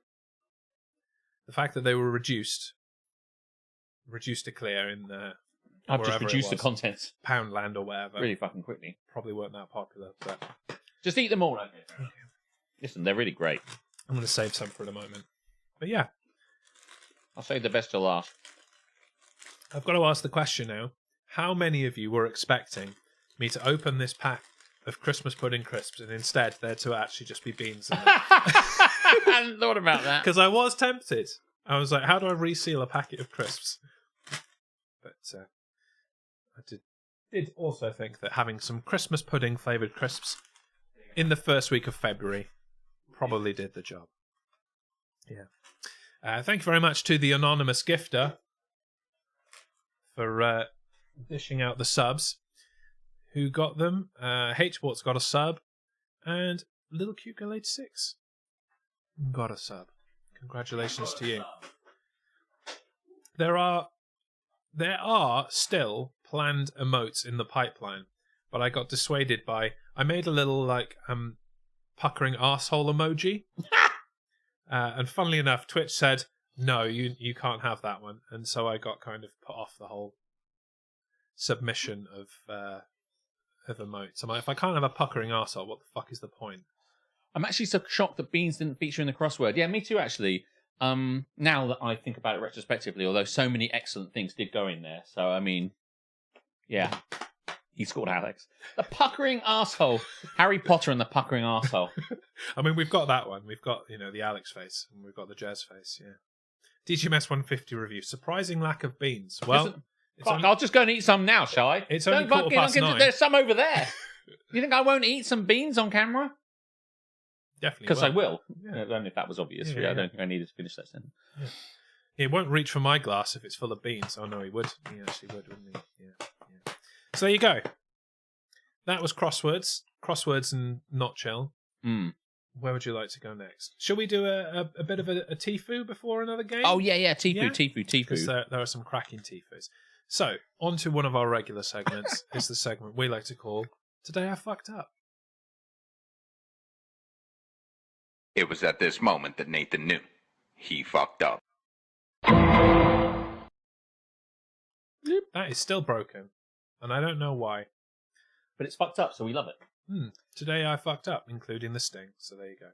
I don't think we've had a Beans cameo since 100, have we? You might be right, actually. I need to give Alex my DGMS 100 beans soon before their sell-by date. I've still got mine in my little crochet thing that you finally crocheted. Yeah, I mean, they don't have to be eaten. It's a ceremonial piece. Do you not like beans, Tamsin? How do you not like beans? She doesn't like any of the things that I That's like. true, she doesn't like anything.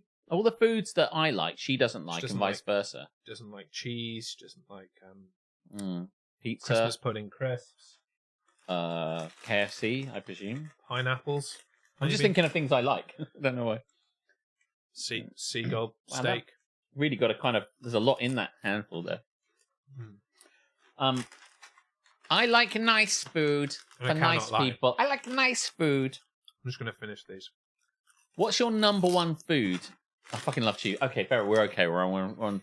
And, cheese is good. I love cheese. We're okay. We're okay. Cheese is good. We're going to be okay.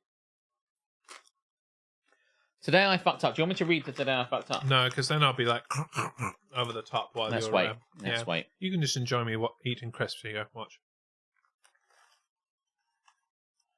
My beans went before the end of DGMS 100, said Will. Someone at work I work with spent hours soaking and preparing haricot beans in tomato sauce. What? Preparing what? Actually just what? Making their baked beans from scratch. They know that they're really cheap, right? Soaking and preparing... What? Who did that? Only to realise that's basically baked beans. Oh, they didn't make it like... They just didn't know what they were doing. Yeah. Is this person a professional? The thing is... Was it you, Karis? You couldn't actually make baked beans that tasted like baked beans if you tried. No. Like, you'd never get the sauce right. No. I'm not sure I can bring myself to eat my beans. They're not supposed to be eaten. They're just ceremonial. Posterity. Lol, it was Matt's husband. Who's Matt's husband? I don't think I know any of these people. I don't think you know this person either. No. But they effectively made their own baked beans. Erroneously. With haricot beans. Right. I would like to start. We've got 3 tifus because this one is thrown in just because it is 100% totally fake. And there is no question about its unfakiness. Before you do that, I'll just address Kay's question, just in case we need to. Oh, Ellie's here. Hello, Ellie. Good to see you again. Yeah, we're in party animals because we've decided that we can't be bothered to run the gamut of the kind of just trying to find ourselves in just chatting or talk shows, basically. Because I mean, there's a long way of saying because we are party animals and we're finally embracing it. But yes, yeah, no. The podcasts and talk shows category is shit, as is the just chatting category. So we're just throwing ourselves around Twitch into categories that anything that fun. is a good ratio, basically. So anything with lots of people viewing it, but hardly anybody streaming it, basically. So we don't give a fuck. So there you go. Welcome in. Yeah. Plus it's DGMS 150, and we're party animals. So we are baked beans? ? Do you not have baked beans in America? They do, but they have Carolina to buy them from like special stores, Get yourself down to Charleston. like barbecue beans and stuff. Yeah. Anyway, very fake Tifu coming up. Today I fucked up by saying God bless you in the UK. Clap really loud. Yeah, you did. It also keeps to a theme, obviously. Yeah, Alex hates when people say bless you. I do. And he's also running for Pope. Do you run for Pope? I think you have to, yeah. Let's not get into this. I went to public school in Massachusetts. All right, don't show off. One of the more secular states in the US. Good manners were important there. Because they're not anywhere else. Yeah, everyone else is like... Only manners in Massachusetts. Anywhere else. Fuck you, buddy. Life is falling apart everywhere else. We were expected to say, God bless you to someone if they sneezed. Oh, fuck off. Who said that? Who set those rules down for you? Who set those expectations? I get it in that people do it, but who just went, do you know what? You better fucking say it. Do you know what I mean? Anyway, sorry, carry on. I can't wait to get to the obviously fake bit. He's going to lose his fucking shit. I'll try not to. I was good-mannered and would religiously say, God bless you. I moved to the UK for secondary school and enrolled in a public school here. I moved to the UK for secondary school and enrolled in a public school here. Life here is quite similar and different at the same time. Wow, hard hit and take there. Some things different, some other things the same. This has been hard-hitting home truths. Fucking hell. On my first day at school in the UK, someone sneezed. I said, God bless you. And they said, fuck off, you cunt. Suddenly, the entire class went silent. I could hear a few kids gasping. My teacher stood up and shouted, Off to the headmaster's office, now! I went to the headmaster's office. As I left the classroom, I heard one of my classmates call me a duffer. What? What? You're just like sitting there, it's like, you fucking duffer. Like we've ever said that in our life in English schools. You fucking duffer. Is that in Mary Poppins or something? Duffer? I got chastised by the headmaster. I was told that I was not being inclusive by saying God bless you and should have just said bless you instead. I was then given a 3-day suspension. I mean, it's the right response for saying bless you. TLDR, this is fake. And afterwards, everybody stood up and clapped. Everyone stood up and... Duffer. It's in Swallows and Amazons, Joe. You're amazing. What the fuck is Swallows and Amazons? Is that like the most British film ever or something? Yeah, it's a book. Oh my god, what is this? 1750? Hold on. They said that this person said they came from Massachusetts, the most secular state. Apparently, yeah. So if it's secular, why do they talk about God? I thought the point of that was that if it was a religious area, I'm going to level with you, Alex. I don't know what secular means. So secular is like the opposite of religious, basically. So a secular society is like one that is not religious, basically. Right. So Okay. So if you're saying it was a very secular state, It was one of the least religious. one of the least religious states in the US, is what they're saying. Yes. Yeah, correct. But it was very important to still say bless you, which effectively... God bless you. God bless you. Only the best kids book ever. God bless us, everyone. I say bless you, others say God bless you. Well, you're both wrong. Honestly, I don't care. Correct. No one should be saying it. It's a waste of your breath. It's just a complete nothing. Yeah. It's a mouth nothing. God bless and keep you. And so say all of us. Apples and pears. My granny used to say, "What? God bless you and keep you." My granny used to say, "Well." I mean, that's what the vicar says on the way out of the church, isn't it? Like the last thing, "May the Lord bless you and keep you." Does he say that? Yeah, he does in the Anglican church anyway. Alex, stop being a miserable bastard. It's just, come on, it's a waste of everyone's time. Surely you see the... I love that he's focusing on the bless you bit rather than how fucking fake this is. Oh yeah, that's totally mega fake. Why not say you're so good looking? You can say that anytime. Absolutely anytime you want. No one would ever deny you that. Not in that accent, though. God bless you and keep you. bobbing along on the bottom. In a bit of... It's like Tamsin's grandmother's here. She's in the room, and she's here tonight. Tamsin's great Gramsanaki. On the bottom of the beautiful briny sea. I was just saying a Seinfeld reference. Oh, I love it. Oh, that's great. Evidently, you haven't watched that episode of Seinfeld, which is fair. Why can't anyone just ignore another person? I really just ignore people when they say bless you. When I sneeze, people at work love to say bless you. And I'm like, oh, now I have to say a thing. So I don't, obviously. Yeah, it's something I never said, but now I say all the time because I know it pisses them off. And when you're on your own and I'm not there, which there are times in our lives when we don't see each other, obviously. I message you and say bless you. Someone just sneezed, I said bless you. That's what I do. Twitter won't let me mention the actor who played Bert in Mary Poppins. What? Oh, Dick Van Dyke. Van Dyke. Yeah. You fucking Dick Van Dyke. Oh man, I'm going to have Bed Knobs and Broomsticks stuck in my head. Bed Knobs and Broomsticks. What a fucking film. Is Dick Van Dyke his actual name, or is it like a stage name? Well, do you know what? I can presume it's his stage name, but I mean, I've never once had to think about it until now, basically. I mean, isn't every actor like got an acting name? They never really are themselves. But I don't know. Like cock, car, cunt. That's basically what Dick Van Dyke is. Yeah, that was his real name. And he had to tone it down. Cock, car, cunt. Not Googling it. You're not going to Google Dick Van Dyke. Cock, car, cunt. Cock, car, cunt. Do you Google it? Is Dick Van Dyke his real name or is this his stage name? Because I saw an interview with Emma Stone and she just happened to say that Emma Stone wasn't her real name. It was a stage name. Her real name, I think she said her real name was Her real Emily. name isn't Emma Stone, and the best she could come up with was fucking Emma Stone. Mm-hmm. I think she's Fuck Emily. off, Emma Stone, you twat. But most people kind of change it by a small amount, because they kind of don't want to go too far from where they are. So Dick Van Dyke probably... That's a waste of time. Just keep your actual name then. Richard Van Dyke. Oh, I need a stage name, but I want people to know my actual name. Just have your actual name then. Richard Wayne Van Dyke. Okay. So it is Dick Van Dyke. He is Dick Van Dyke.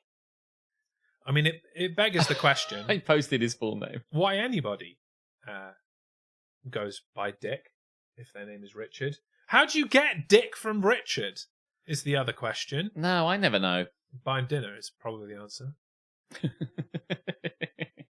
Richard Wayne Van Dyke. He decided he wasn't going to be like Wayne Van Dyke and just go by his middle name or something like that.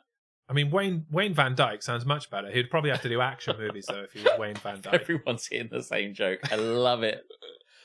Oh, dear. There you go. I will read mine. It Yes. feels like the time. Yes, to read mine. It is the time, and it's a funny one, so go for it. Thank you. I will. Today I fucked up by bringing a portable pink fan to class. Well, like a shing. Like I'm in the Mikado. Hey, guys. Very pleasant, I feel. Hey guys, welcome to my Tifu. Like and subscribe. Press the Tifu. Before I get into this Tifu, make sure you've hit that subscribe button and ring the bell to make sure you don't miss any of the action from me fucking up.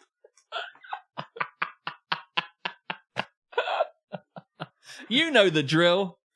Ah, you don't got me started without me. You don't got me started with... It's Owen. Owen's here. Owen has entered the chat. I was thinking about you the other day, Owen. I can't remember why. I'll remember at some point and I'll tell you with my mouth. Welcome in. But of course, we can't get into this Tfue without first thanking our sponsor, cunts.com. Cunts.com is the place where you can buy a cunt if you're not cunt enough. If you're not a cunt, go to cunts.com. Before, we'd have to go to the post office to get our cunts. Now cunts come straight to our door. Man, I need this website. Cunts.com. In the shower, anywhere, Owen. I think about you all over the house. Driving my car, think, Owen. Ah, yes, Owen. They're milking a tiny cow. Smash that like button. Today I fucked up by bringing a portable pink fan to class. Hey guys! This is my first post ever on Reddit, so please don't make fun of me. Unhappy, sad emoji. No promises. Probably going to roast the fuck out of you. This is my first post on Reddit, so be kind. Ha ha ha, says the internet. I, F16, decided to bring a pink portable fan to my English class today. Not like, bring a portable one in, not like one that... Sir, if you got a plug, it's a bit warm. God. I need my... Thanks. Like it's going to be like a heavy duty, like wind farm. I brought a pink portable fan to my English class today. I showed my friends first before I started using it and asked one of my friends, "Are you wet?" As a joke. And my ELA teacher, I'm fucking losing the plot of this fucking thing. ELA, when they're a band in the 80s. That's ELO. Oh, yeah, that's true. Different people entirely. Dum, dum, dum, dum, dum, dum, dum, dum. I showed my friends first before I started using it. Asked one of my friends, "Are you wet?" as a joke. And my ELA teacher, male 40s, looked at me for a moment before turning away. During quiet work time, I decided to start using the fan because I was obviously hot. That's why you use a fan, yeah. I was using it for a moment on my face before my teacher fully turned around. He did a 360. And looked at me. So I hid the fan under the table on my desk. I have to say I'm losing the thread of it. But yeah, you're not making it easy not to take the piss out of you, 16F, if I'm being fair about it. When he saw it, he didn't say anything, and I slowly put it away in my bag while looking at him and saying, "My bad." 3 minutes later, a counsellor came, and my teacher told me to go with her. Go with the counsellor. Go with counsellor. Go with counsellor in the name of the Father and the Son and the Holy Spirit. Amen. Bless you. God bless you. When I was in the office with her, my English teacher pulled two of my friends out and asked them questions. This is how it went. Teacher, what did Op have in her hand? Friend, a fan. Teacher, was she doing anything sexual with it? Friend, no, you fucking weirdo. No, she was just using it, question mark, question mark. Okay, go back to your desk. Friend 2, what did Op have in her hand? A fan. Was she... I saw something pink next to... Oh my God, stop. I saw something pink next to her knees and I heard a vibrating noise. No, she was just using a fan, you fucking weirdo. Oh, yeah, okay, you can go back to your seat. While my teacher was talking to them, the counsellor sat me down and asked, "Do you have anything battery operated?" Me, yeah, I have a portable pink fan. Okay, I see what the issue is here. How were you using it before the teacher saw you? I was using it on my face, and when the teacher saw me, I put it under the desk near my knees. Then it dawned on me, he thought that it was a toy that you use when people relieve stress. Yeah, that's what they... I started to laugh loudly until Wait, relieve stress? That's what it says. I don't want to dwell on this. I started to laugh loudly until my stomach started to hurt. When we went back to class, the counsellor explained to my teacher while I was on the ground laughing. When I went back to my seat, me and my friends were silent until we started laughing again. My teacher came up to me and said, "Op, I am more embarrassed than you right now." Correct. TLDR, today I fucked up by bringing a pink portable fan and my teacher thinking it was a vibrator. And now, hours later, I'm so embarrassed. Update. My entire school knows, and I'm super embarrassed and can't go back to school on Monday.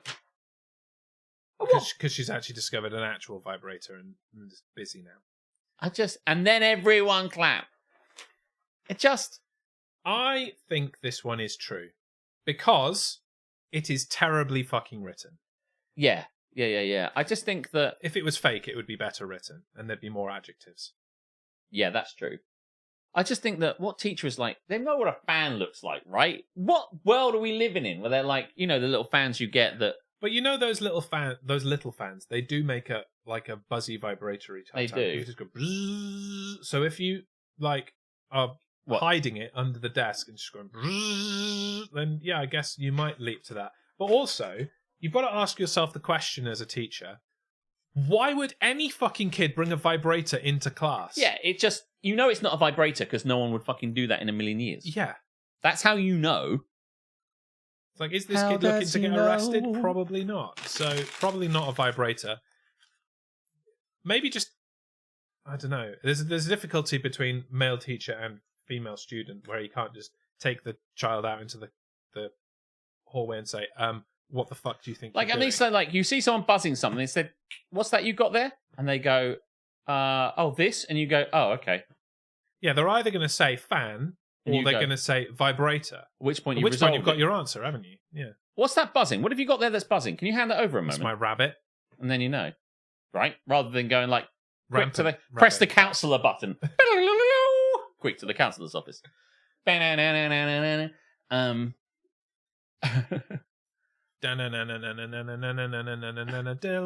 my school, kids used to rub black shoe polish on their black blazers and huff it in science. Innocent times. Did they do that?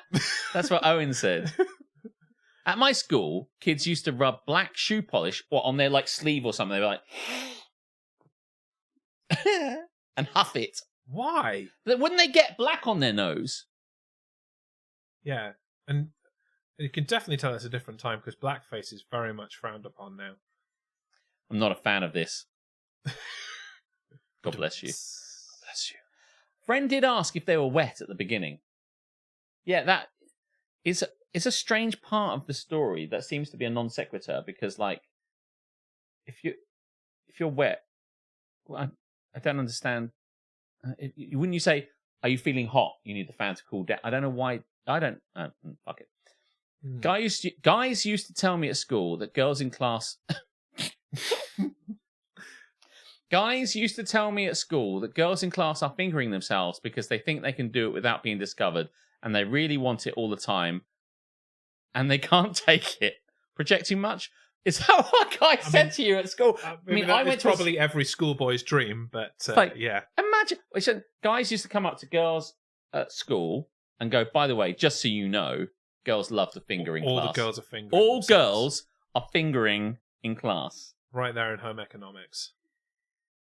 Getting down on their home economics. Maybe trying to dry off with a fan. No, but I leapt to that same kind of concept, but it just seems like a weird added detail that makes it actually a little bit more fake than it was. Ugh, guys. Yeah. I went to a school, obviously, which was all boys, so no one ever said anything like that, basically. But you just breathe it in, otherwise you get hit the tash. So I was told. That's true. That's true. That's what I was thinking. Oh, mechanomics. Very good, Harmstone. Give us a pat on the back for that one. Okay. Third Tifu. Oh! Because, the first one was that was terrible, mate. I just kind of flicked it with my hands like that to see what it would do. Never do that again. That was awful. Yeah, I won't. The worst throw I've ever seen in my life. It's terrible. And I've seen Baker Mayfield. Whee! Today I fucked up by not caring about my husband's new kitchen utensil. Today I fucked up not caring about my husband's new kitchen utensil. Military moving companies are a different breed. There are good ones that pack your things with care and keep everything organised, or you get the bad, disorganised, random stuff tossed in random box movers. By the way, this is military moving companies. I think this is just moving companies, right? You get good ones and bad ones, but I like the way we jump straight into the story, as it were. Allow me to set the scene. Moving companies in the military, or my husband's in the military. One way or another, I'm getting this humble brag that is not necessary in there. And I'm getting UKAA insurance or whatever it is. USAA insurance. Yeah, fuck you, Rob Gronkowski. Nothing for you. Guess which one we got? The good one. Unfortunately, the timing of this last-minute move was made worse by yours truly being pretty pregnant.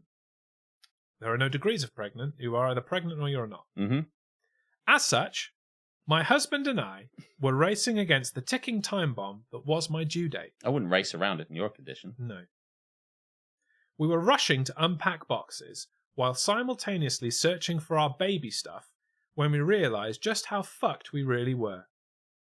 I'm talking gardening with bedroom stuff, garage with pantry, and kitchen with bathroom. It was the worst. You're the fucking worst. Anyway, carry on. Eventually, we got everything unpacked within a week to spare of our son being born. So yeah, nothing to worry about. Shut the We're fuck talking up. a whole week. A week? Fast forward a year later to last night. Can you imagine that?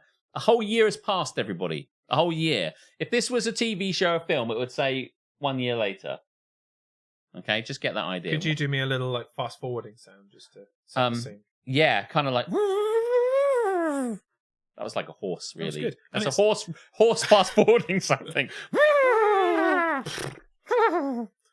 It slowed down as well, though. I did appreciate the slowing down. That was an old school VCR fast forward. Yeah, it really was. Yeah, like 1,000 RPM, 10 to 500. Imagine that she's now got a baby, because remember, a year has passed, so she's got a 1-year-old baby that she doesn't shut the fuck up about. Oh, I thought that was a Pink Portable fan. I don't know why I was putting it up there. your arse now. Well, there you go. Fast forward a year later to last night, when we're eating my favourite dish, chicken parmesan. Okay. My husband... Chicky palm. Chico palm. Chicky palm palm. Carry on. Chicky palm palm, we love you. It's a favourite after all. Or we'll have a 1-year-old baby in a week. Yes, because a week's time, because it was a week. We got it done before a week. So yeah, you're good at puzzles, Keris. I deliberately kind of, as I was going to St. Ives. Anyways, shut the fuck up. At me, carry on. 2 trains leave St. Ives at the same time. Fast forward to a year later to last night when we're eating my favourite dish, chicken parmesan. My husband, being the dork he is putting on his best Olive Garden waiter impression while grating a mountain of glorious fancy parmesan cheese. Once he's finished, he starts going into his usual excitement over his favourite cheese grater. How the handle fits just right in his hand, the material, how fine it grates. I'm not a big kitchen utensil lover. I immediately divorced him. What a cunt. By the way, Samson, I was like thinking that, but one of these moments where I was hoping the chat would say it. Is that the arsehole? Okay, yeah, that's not this segment. His arseholeness is not in question here. We know he's an arsehole. Oh my god, stop. He goes into his usual excitement of in his hand, the material, how fine it grates. I'm not a big kitchen utensil lover like he is, which is where I screwed up. I don't generally pay attention to new cutlery, plates, and especially not cheese graters. But this time, I take the time to really look at his new gadget. Something about it was off. And that's when I noticed, in pure nauseating horror, why this seemingly boring cheese grater looked oddly familiar.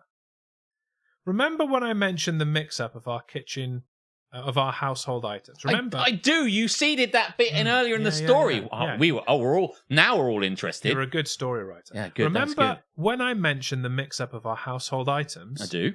Turns out, my husband had mentioned to me that he found this nice-looking cheese grater in the box of bathroom stuff.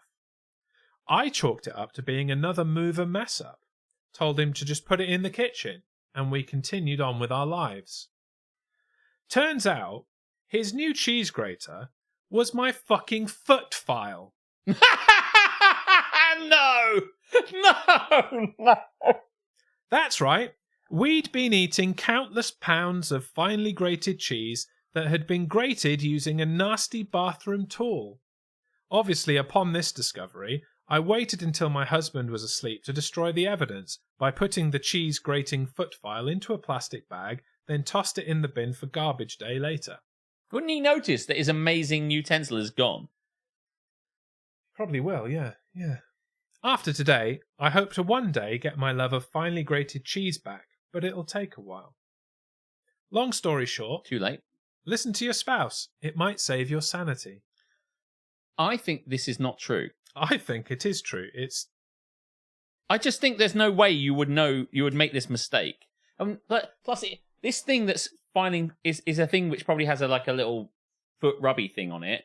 Doesn't feel like it has the right thing to put a bit of cheese in that would then grate it. It doesn't have an application to... I don't know what a foot file looks like. No. So I'm not sure how close to a cheese grater it looks. I don't doubt that it looks similar, but in order to grate the cheese... Drop pictures of foot files Do you know what in I'm our saying? Discord. Exclamation Discord. If you imagine for one moment a pepper grinder, you have to put the stuff in it and then you twist the thing and it grinds it out. You need to have a place for it to go in. And this strikes me as something that would just kind of shave off bits of your horrible foot, right? So it doesn't strike me as something that has an area to place the cheese in. It does, yeah. Well, I suppose you want to keep the shaved foot so that you can discard it in the bin afterwards. So yes. It might be the same as a cheese grater in that way. It might have something, a repository for storing that shit so that it doesn't just drop all over the floor. But then that's the end of it. It couldn't then get back into the mechanism. So it strikes me, where would you put the cheese to make this work? Does that make sense? How would you... Yeah, I think you're thinking of different types of cheese graters. Obviously, there are cheese graters that it's just like a pyramid, basically. And you grate down the and side. then the cheese stays inside. You don't actually put the cheese in it.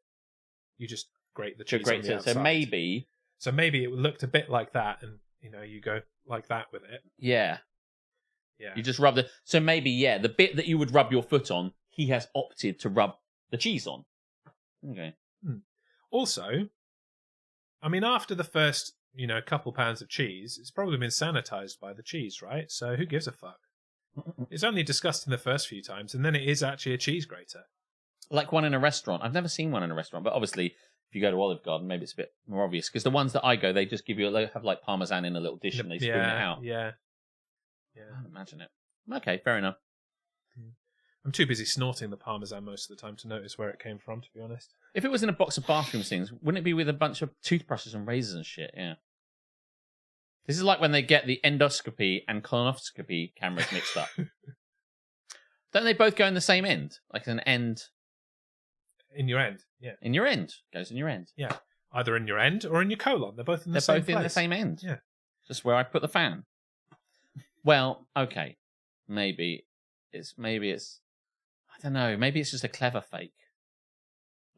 They said, how are we going to do this? And they go, well, say it was all mixed up because we moved with cunts and they put it in the wrong place and then we're going to... I think you are traitorsing the Tifus. I think that you are just looking for sus where there isn't sus. Ah. And that, try and find a sus where there ain't sus. All of our Tifus are like fake Tifu-like behaviour and I see. Yeah, you might be right about that. Okay, where would I post this photo? General. General, yeah, stick it in general. Is there not a cheese graters, foot files used as cheese graters section? Maybe we should make one. We should probably put one Put it in general. If you want to be part of the Discord, do we have an exclamation mark Discord that people could put? Yes, it has been used. Make sure you're in there. Yeah, join Discord.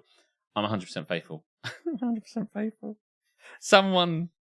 Oh, I can't remember what it was. I think a non-Traitors thing the other day said 100% faithful, and it absolutely killed me. I'm 100% faithful. Faithful. Yeah, because Harry couldn't say faithful. I'm just going to scroll up and read this, because I don't think we'll be forgiven if I don't. Harmstone said, she did ask for Ped Lester. I saw it. It is decent. I thought it was something that the chat would read and enjoy rather than me saying it out loud, but that's good. That's good. I don't want to hear it again a second time. 100% feetful. That's good, though. That's a good one. Okay, now where do we go? Because that's the end of that. Do you want to do this thing that was written for us? Sure. Have you got the things for it? Okay, cool. While he does that, I will once again lose my mouse and find it again and push the button for this. I need to go and get something else first. He needs to go and get something else. I can still push the button. It's the section we like to call Drinkity Drink. Drinkity drink, drinkity drink. Drinkity drink, drinkity drink. Drinkity drink, drinkity drink, drinkity drink. Drinkity drink. He does so love to be back in the seat before the end of a sting. I'm here. I never left. He loves it. Right. Yes, yes, yes. Wonderful, wonderful, wonderful sting, sung entirely by Keris. Drinkity drink, drinkity drink. This is a segment called Drinkity Drink, where the mere sniff of alcohol has made us very forgetful. And so as a result, we've got so many, we've got 5 in fact, little suggestions for things, for sentences, but they're missing an aspect. They've got a blank in them, so you're going to have to fill in the blank. Because notorious drunk Aletha is also drunk. Yes, because Aletha wrote all of these. Yeah, but she didn't finish the job, obviously. She did not. There are blanks in it because she's a terrible lush. So classic drunk Aletha. There's 5 in total. Actually, this is the tiebreaker, so I'm going to use them all. Go. Yeah. But I'm going to do 4 and then the 5. That one. Okay, cool. For those that are tuning in for the first time to Drinkity Drink, you are playing against me. That's true. Yes. So Alex will read the clue. You will write down in the chat what you think should go in the box. You are trying to match what I will write on this slightly bent whiteboard. You've got to think. Do you want a less bent one? Oh, I don't care. I'm just being descriptive. Just ripping the shit out of it. Yeah. You've got to think like Jez. And Jez, I know this is going to be hard for you. Try not to be too obtuse. Yeah, I will go for the obvious. Try and be obvious. And then you be obvious. You can say whatever you want. Maybe one of the many things that came up in the DGMS 150 crossword or anything you want. But I'm going to read these things out and you come up with anything. And if you match with Jez, you get a point. And if Jez doesn't match, if Jez is unique, Jez gets a point. I am unique, so I'm going to get a point. Okay. And everyone gets to say 1. So just fucking put it in the chat, all right? It's almost always what's it crisp thingy or cunt. Big, girthy. Japanese what's it crisp thing. Don't forget dildo. This is more thinkity think, like Jez. It's good. We should call it that. Thinkity think, thinkity think. Think. Question number 1. Okay, I'm going to stop looking at the chat now. The 100 days of January, has been a long time through January. The 100 days of January even stopped Jaeger from taking pleasure in blank. Jaeger's not in the chat at the moment. Jaeger's friend of the stream. He likes lots of nerdy hobbies, which he takes pleasure in, which I'm not going to say because, there might be one of the things he's writing down. The 100 days of January even stopped Jaeger from taking pleasure in blank. Drinkity drink, drinkity drink, drinkity drink, drinkity drink, drinkity drink, drinkity drink. A lot of good suggestions coming down here. Being think about what Jaeger likes. Think about what Jaeger likes. The 100 days of January even stopped Jaeger from taking pleasure in blank. Fill it in. We've got some stuff here. We'll start reading them out now that I've got. I'm ready. Yeah. Yeah. Okay. I'm going to scroll up a little bit to make sure that I can see the top of this. It's got the mouse prepared for random stings. No, anything can happen, right? Okay. So, I'll just read out what we've got. 100 days of January even stopped Jaeger from taking pleasure in Legos, said Keris. Legos, says Hannah. Beige food, says Armstein. That's good. I like that. Lego, says Joe, without the S on the end strain. Hunting, says Owen. Now Owen doesn't know Jaeger, obviously, which is why this is a It's unfortunate much for you. Better answer. Yes, hunting is true. I'd love to see him go hunting. Building Legos, says Aletha. So Legos. Power Ranger. Power Rangers, says Kate, which is a good one. It's a good one. Maybe it's right. Nerd guns, says Taz. I mean Nerf. You were right the first time. No need to correct yourself. Evening, Dr. Fruitbat. We're drinkity drinking.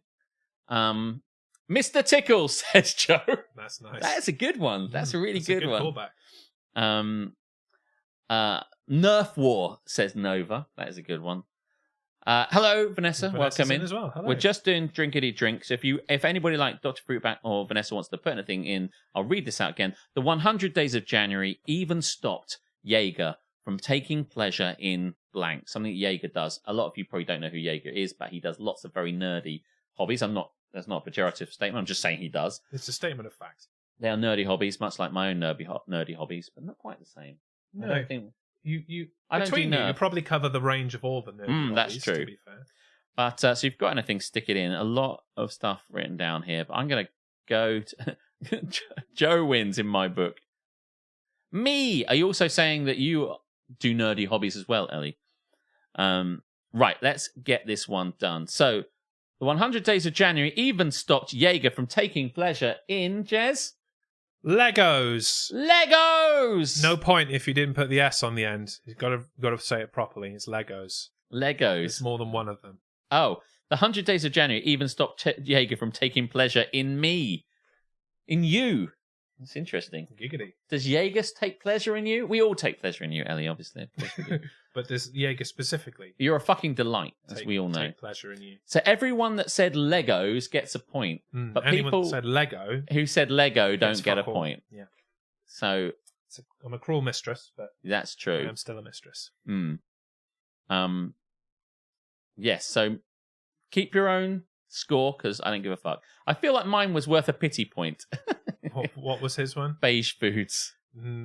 I think I think that's probably worth an apology, to be honest. That was very cutting. You can't have you get no point. Good day, sir. No, only Legos gets a point. Only Legos.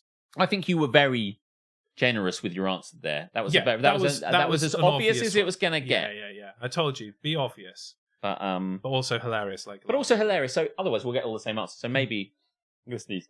God bless you. Oh, you son of a bitch! Right. Some of Alex's favourite shortened phrases are trip cheese. You like that too? You're a big fan of trip cheese. Some of Alex's favourite shortened phrases are trip cheese for triple cheeseburger, cocky tea for cocktail, and blank for blank. Oh, I know. Some of Alex's favourite shortened phrases. So you've got to think of a phrase that's going to be shortened that I fucking hate, right? So that's where you're going. Some of Alex's favourite shortened phrases are trip cheese for triple cheeseburger, and cocky tea for cocktail, and blank for blank. So think of something that's shortened, and I'll fucking hate it because I don't like those things at all, for something else. Trip cheese that goes on holidays. That's true. I take it on holiday. Whenever I go on holiday, I try and have a chip cheese. Absolutely. Drink Eddie, drink. Can't drink have Eddie, them outside drink. the UK though, because they don't exist anywhere else. Drink Eddie, drink. Drink Eddie, drink. Drink Eddie, drink. Drink Eddie, drink.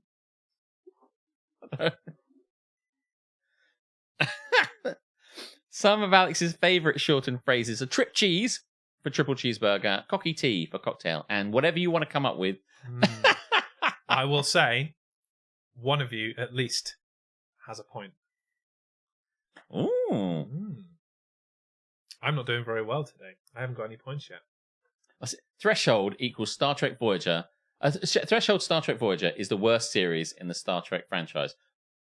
Wait, the worst episode? No, Threshold is the shortened version. Oh. And that's short for Star Trek Voyager is the worst series. Star Trek right. franchise. I was wondering how I was trying to interpret it. I mean, it doesn't seem like something you would say because it's not true. But... Threshold is the one where Tom Paris breaks the warp barrier. The warp 10 barrier. Yeah. And then he goes to a planet and gets turned into a fucking... He rapidly evolves because humans weren't supposed to break the warp 10 barrier for thousands, millions, however many years. So does he then go to a planet and he's an alligator or some shit? He's like a salamander-looking motherfucker. And he kidnaps Janeway, takes her on the shuttle through on warp 10, turns her into a salamander. And they get jiggy with the salamander and have babies, and then they abandon those babies on a planet when they... What if they ever came back? This reminds me of another episode of Next Generation. Oh, shit, we're getting to it. Right, okay, enough of that. They did go back to it in Lower Decks, actually. Oh, did they? They did revisit it funny. very briefly in Lower Decks. I wonder whether... Because I want to talk about this, but I can't talk about it. They are... That's such a great... Sorry, that must be really loud. I suddenly realised that might be loud. I think I'm okay. Right, I'm going to go through these because they're really funny. I'm going to say it was loud because I just heard it from the other room. Okay. There's the first one. Right. Okay, I'm going to read this out. Some of Alex's favourite shortened phrases are trip cheese for triple cheeseburger, cocky tea for cocktail, and, according to this, Ali Pally for Alexandra Palace, which I hate. Platitubes, says Joe, for Platinum Jubilee. I was going to say, I didn't finish it off, though. Platitubes for Platinum Jubilee. So I'm going to allow it. Fatty Moobs for Wobbly Man Boobs. Fee and Chi for fish and chips. Oh, Fee and Chi. I love a bit of Fee and Chi. Oh, man, that's really annoying. Well done, Owen. Cozzy Lives for the cost of living crisis. He likes that one. Soupy Bowls. That's no shorter. That's the same number of syllables. If anything, it's longer, right? Soup bowls. Soupy bowls. Super Bowl. No, it's Super Bowl. I thought it meant like bowls No. of actual soup. No, Because it's for food. the No, I was thinking Super about Bowl. food. Yeah. Soupy bowls. I still like Soupy bowls. Threshold. Well, as a shortened version for Star Trek, Voyager is the worst series in Star Trek. Well, he really doesn't like That it. really does need to be short. So yeah. Bambi for the Sage Bambino. Dr. Fruitbat. I'm going to name it. I'm going to call it that all the time. I don't. When I use it, I don't say it, but I'm going to say I use my Bambi. Pop a bean in the Bambi. I love Star Trek, but sometimes it's really fucking weird. That's not even the weirdest episode. Who says it needs to be shorter? You make a very good point. Well, that's all the ones that I think I've read, and that's it. So we're going to get you to say it. So some of Alex's favourite shortened phrases are trip cheese, cognitive cocktail, and Ali Pally for Alexandra a Palace. point for Harmstone. Because I know you really fucking hate that one. I really hate that one, yeah. What have I done? I've created a monster. Nobody wants to see Marshall no more. Bambi. Bambi. A Bambi. Oh no, he's gone. Anyway, I've got a podcast to record, so catch up. Enjoy your remaining 150th. Okay, well, see you later. We'll go to the third one. Jeremy caused an uproar. Jeremy, that's you. I've been full name, so I obviously did. Yeah. You've done something wrong. Jeremy caused an uproar around Alex's campaign for Pope by blank live on stream. Jeremy caused an uproar. Can't even say uproar. Jeremy caused an uproar around Alex's campaign for Pope by blank live on stream. He blanked live on stream, everybody. What did he blank? Jeremy caused an uproar. Drinkity drink, drinkity drink, drinkity drink, drinkity drink, drinkity drink. Jeremy caused an uproar around Alex's campaign for Pope by blank live on stream. What did he do? Ellie. These are all so good. I don't think I've got any stigmata. But... Jeremy caused an uproar, as he often does, wherever he goes, around my campaign for Pope by blank live on stream. Lots of good suggestions here. Any more for any more? Could be anything. By turning wine into water. That is amazing. So good, so good. I'm going to say that isn't written on my board, but you will get a bonus point for that one. That one's good. I'll read these through, and maybe if there's any more, there's more. Jeremy caused an uproar around Alex's campaign for Pope by eating piss eggs, says Hannah. That would never happen. Tearing up a picture of the Pope, says Ellie. Just fucking ripping. I mean, I might ripping do that. Francis in if I'm just a new asked one. to rip up pictures of random people, I might do the Pope, because I don't know what the Pope looks like, to be frank. Fair enough. To be frank, because his Pope Francis. Is he? That's very good. I meant that deliberately. That's so good. By exhibiting the stigmata, said Owen. That would be massively That would do it. People wouldn't blasphemous. like that. They wouldn't like that. Blaspheming, just blaspheming in general, which sounds like your thing. God damn it. Pontificating. Frequently pontificating. I do, yeah. Is that frowned upon? Yes, yeah. Especially on a bridge. This is a funny bridge joke. Anyway, desecrating the Pope-mobile with beans on Photoshop. Only on Photoshop, I believe that? Why not in person, says Hannah. By turning wine into water. Which you frequently do. It's a bonus point. It's definitely a bonus point. Okay, yeah. Right now, right here and now. Karis, you can have a point. That's really good. Alex's mum will not be happy about this. Yes, that's true. My mum, very religious, will not be happy about any of this. Less so your dad. Wanking on the Vatican balcony. Yeah, I think that would get in the way of my Pope dreams. I mean, you're not doing it. If you're wanking on the Vatican balcony. Yeah, but you're not doing the wanking. What bearing do I have on you? Do you know, I'll tell you something. This is the time Unless I wank on you, perhaps. That would probably do it. Into the square, just wanking out. Imagine doing like, I don't know how you do it like that. Imagine my brother coming to watch it at this point. He comes in and decides to watch the stream now. This is the wrong time, Stephen, to be watching the stream. Why is he talking about the wanking off the balcony? What's he talking about? Why is he talking about wanking at all? Right. Okay. You got a lot of excellent things there. I like them all. But Jeremy caused an uproar around Alex's campaign for Pope by Wanking! wanking.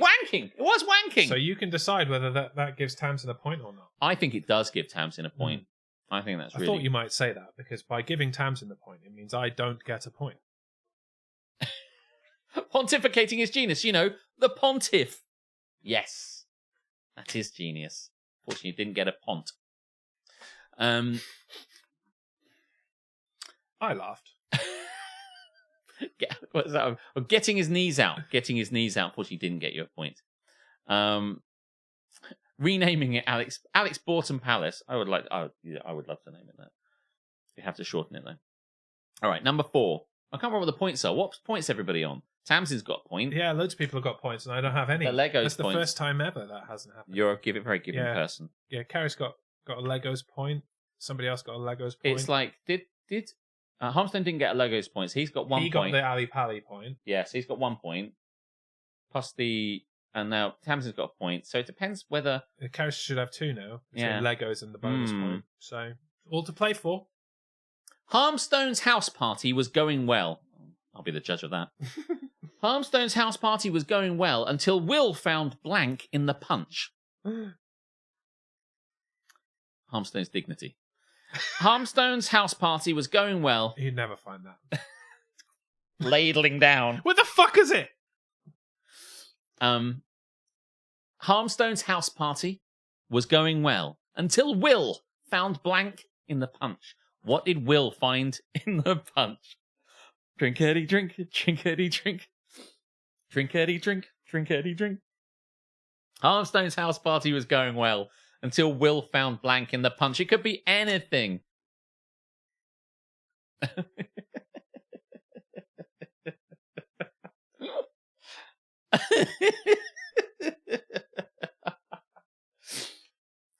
Oh, okay, dear. I finished. You can share with the room now. Okay. Just laughing away there. Harmstone's house party was going well until Will found veg in the punch, which we know would never happen from Tamsin. Beans in the punch, says Keris. Spunk in the punch, says Fruitbat. Ebola, says Owen. What does Ebola look like in there? You'll know it when you see it. Oh, fuck, Ebola! Put that back. Someone spiked it. Margaret! That's good, I like that. Margaret, says Joe. A hole in the punch. Like a hole punch. Very good. Says Aletha. Fruit, says Hannah. God, says Fruitbat. Found God!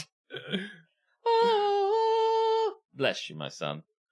That's what they use the font for, you know, when they're feeling like, you know, badass in the Catholic Church. Instead of like baptizing them in, you know, you just fill it up, fill that fucking font up. That could be quite funny. Notorious lushes priests. Oh, you better believe it. Hey, Mikey. Pubic hair, says Kay. You know. Well, let's see. I was thinking a drainage hole, but hole punch is good too. Lots of good ones there. But Harmstone's house party was going well until Will found giant girthy Japanese what's it crisp thing. Giant Japanese girthy what's it crisp thing, which nobody said and could have been a good one to say. So I think knew it was coming. You knew it was going to eventually come. It's going to be there one time in Drinkity Drink every time. You know it. Giant Japanese. That's a point for you. That's a point for me. Woo! Okay. Remind Last me one. not to drink the punch at Nana Kay's house. No pubic hairs for Hannah. No. Okay, last one. Wait, no, it's about me. Ready? I don't know how many points we got, but I think that Keris is winning.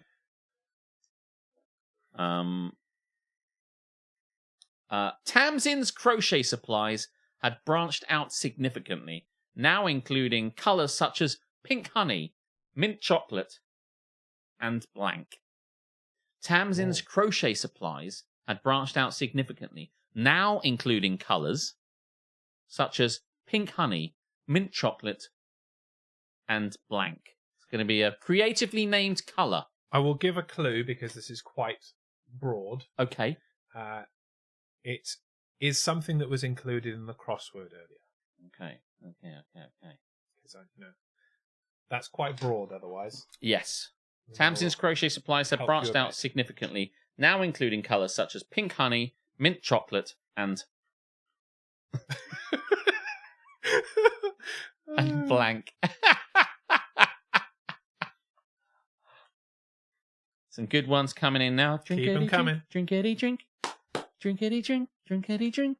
Drinkity drink. Drinkity drink. Tamsin's crochet supplies have branched out significantly, now including colours such as pink honey, mint chocolate, mint chocolate, and blank.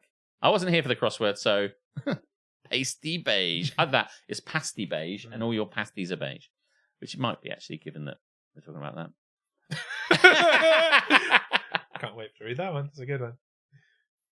Okay, I'm going to start reading these things through.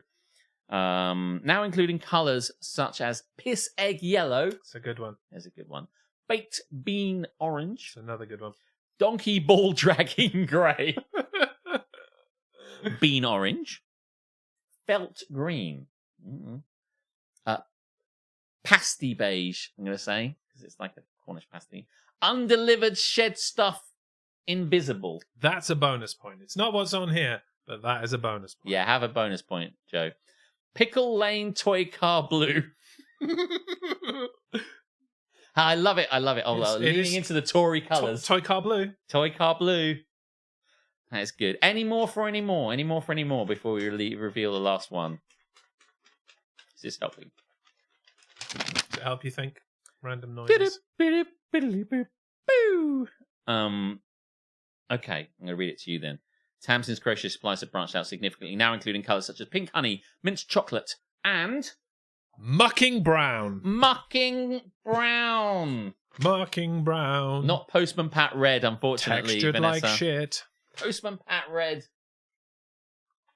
Colour of his van, of course. Van, yeah. No, not his. And his face in winter. I was going to say, his angry bell end. That came up in one of them. Mrs. Goggins was very surprised. Well, no one got your mucking brown. Take me to 2 points. Anybody got more than 2 points? I think your wife might have 2 points. Oh. That's no good. It's a winning day for my household. Yes. Anybody got more than 2 points? 2 points for Jez.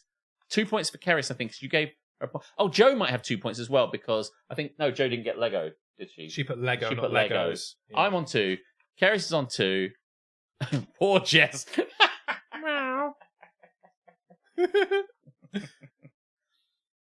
Cassie said turd brown, but I thought it was crass. Crass is the goal on this show. Welcome to the channel. Turd brown. Cassie gets a point. Doesn't help, but she can have a point. There's one bonus point. Well, do you know what? It's a tie between Keris and Jeremy, and we haven't got any more. And it's obviously a fix. It's all right. I'll fight her for it later. Yeah. Bit of domestic abuse and I'll win. It'll be fine. Now I have piss egg yellow on my face. Yes, you do. Yes, you do. Well, that was Drinkity Drink. And that was good. Thank you, Aletha. Those were good categories. Yeah. Prompts. Aletha wrote all of them. Nice. So, GG's. Basically. Yeah, that was good. That's good. Much better than the ones I would have come up with. I'm so glad she got to write them. She could do it next time as well. Drinkity Drink. She's Yeah. She's accidentally trapped herself into a job. Into a job. They were really good. I love Drinkity Drink too, Mike. If you're going to do something for someone, do a shit job so they don't ask you to do it again. It's not one of her ways of working, really. No. I don't think she's capable of that, is she? Yeah. That was the most fun I've had with my clothes off. You don't have to take your clothes off, but in this case, yeah, that's good. I like the image now. Yeah. Naked watching the stream. Well, there you go. Right, where are we now? Are we at... we can do one more game if we like, or we can not bother and we can roll to the end. It's up to you. What was the game? I can't remember the game. It is.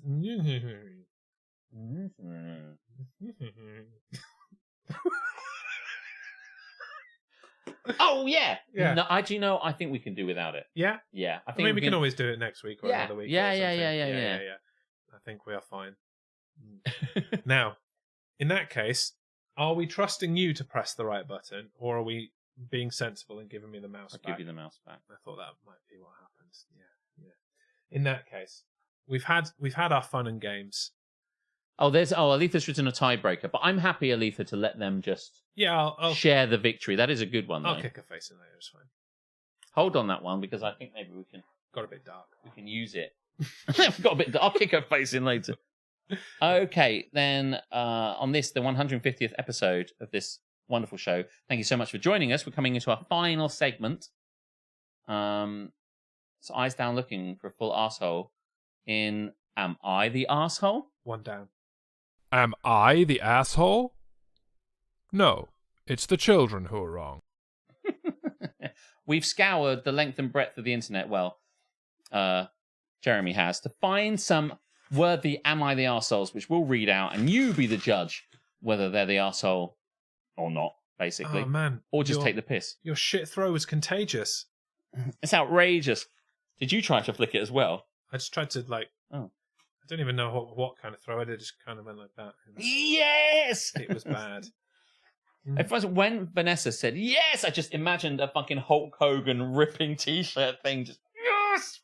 Fuck yes! Yes, it's that time. It's the end. Have I got 2? You have, yes. Well, let me remind myself why. We've got 3, you lucky people. Yes, yeah. It was because my one's a bit shit.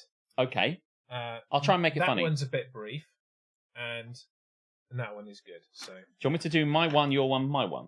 Yes. Okay. Yes, that is the order of things. In my imagination, Aletha is still in the kitchen and is occasionally getting pelted with paper. She is not. Let me say that now. She is. She's there right now. Margaret's. And I hit her in the eye twice. Boom. Which is impressive because she wears glasses, which would protect her eye from pelting of paper. That is true. And pelting of paper is alliterative. Am I the arsehole? One down. Am I the arsehole for calling out someone bagging? I should really read the sentence in its fullness. Am I the arsehole for calling out someone bagging and leaving their dog's poop to grab later? I'm going to read that out again. Am I the arsehole for calling out someone bagging and leaving their dog's poop to grab later? I mean, I think we understand that now. Yeah, I don't think we need much more context. No, you are not the arsehole. I, 30F, am an avid hiker. That's your fucking first mistake. I'm never going to side with you now. Fucking hikers. I have found myself more and more annoyed recently with other hikers and their dogs. Testify! Dogs, Jeremy. You had me at dogs. Today, no. I have found myself more and more annoyed recently with other hikers and their dogs. Today, I went on a hike at a trail that I go on when I want to get a quick hike in. Fucking hell. It's an up and down hike, as opposed to a flat side-to-side hike or whatever. Oh, is that the actual words? It's an up and down hike. I thought you were taking the piss. Did they actually put it's an up and down hike? It's an up and down hike. Jesus fucking Christ. What other hike is there? I thought you were taking the piss. If it's a hike, you're going up, right? I mean, I don't know if it's necessarily... You could hike along the ground, but... What is the difference between walking and hiking? Surely a hike is over difficult terrain, right? I'm going to say... Or you've got to have some difficult terrain. Like when I went to the Lake District just recently, people hiked around the place because there are hills there. Fucking hell. Whoever wants to get a quick hike in? Nobody. Cunts. That's who. I said it. All of the hikers just thought, well, that's the end of my viewership. Fuck these guys. Don't like a hike. The hiker came in and like said to his wife, I found my home! I found the stream They're talking for me! about hiking! Cut to me going, hikers Fuck are cunts. hikers, cunts. Hiking is wanky walking. Trust me, wanky walking is something entirely different. That's what you do on the balcony of the Vatican. God bless you. Hello, Reese. Welcome in. I want to say that a hike should include height. Is that the high in hiking? In the hikes. It's Lin-Manuel Miranda's musical all about hiking. That's why I never watched it. It's an up and down hike. Doesn't loop around or anything. Fucking amateur. I was planning on an hour hike. How to convince us you're an arsehole without actually being the arsehole in the story. Hour of hiking? Think of the video games you could play. Oh my god. Think of the wanks you could have on the balcony of the Vatican. It can be several miles / hours if you have the time. You're not making any friends here, mate. As I was headed up the trail, I saw... It's as exhausting as doing a hike. I saw a dog owner pick up their dog's poop, bag it, and tie it to a nearby tree. I ask why they left it on the tree.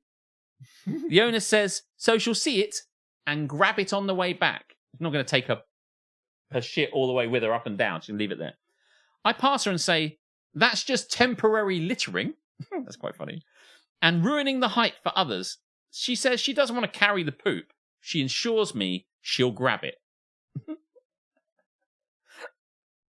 I pause, pausing the hike. Tell her, I don't believe you. You're a fucking liar. And tell her she is a lazy dog owner.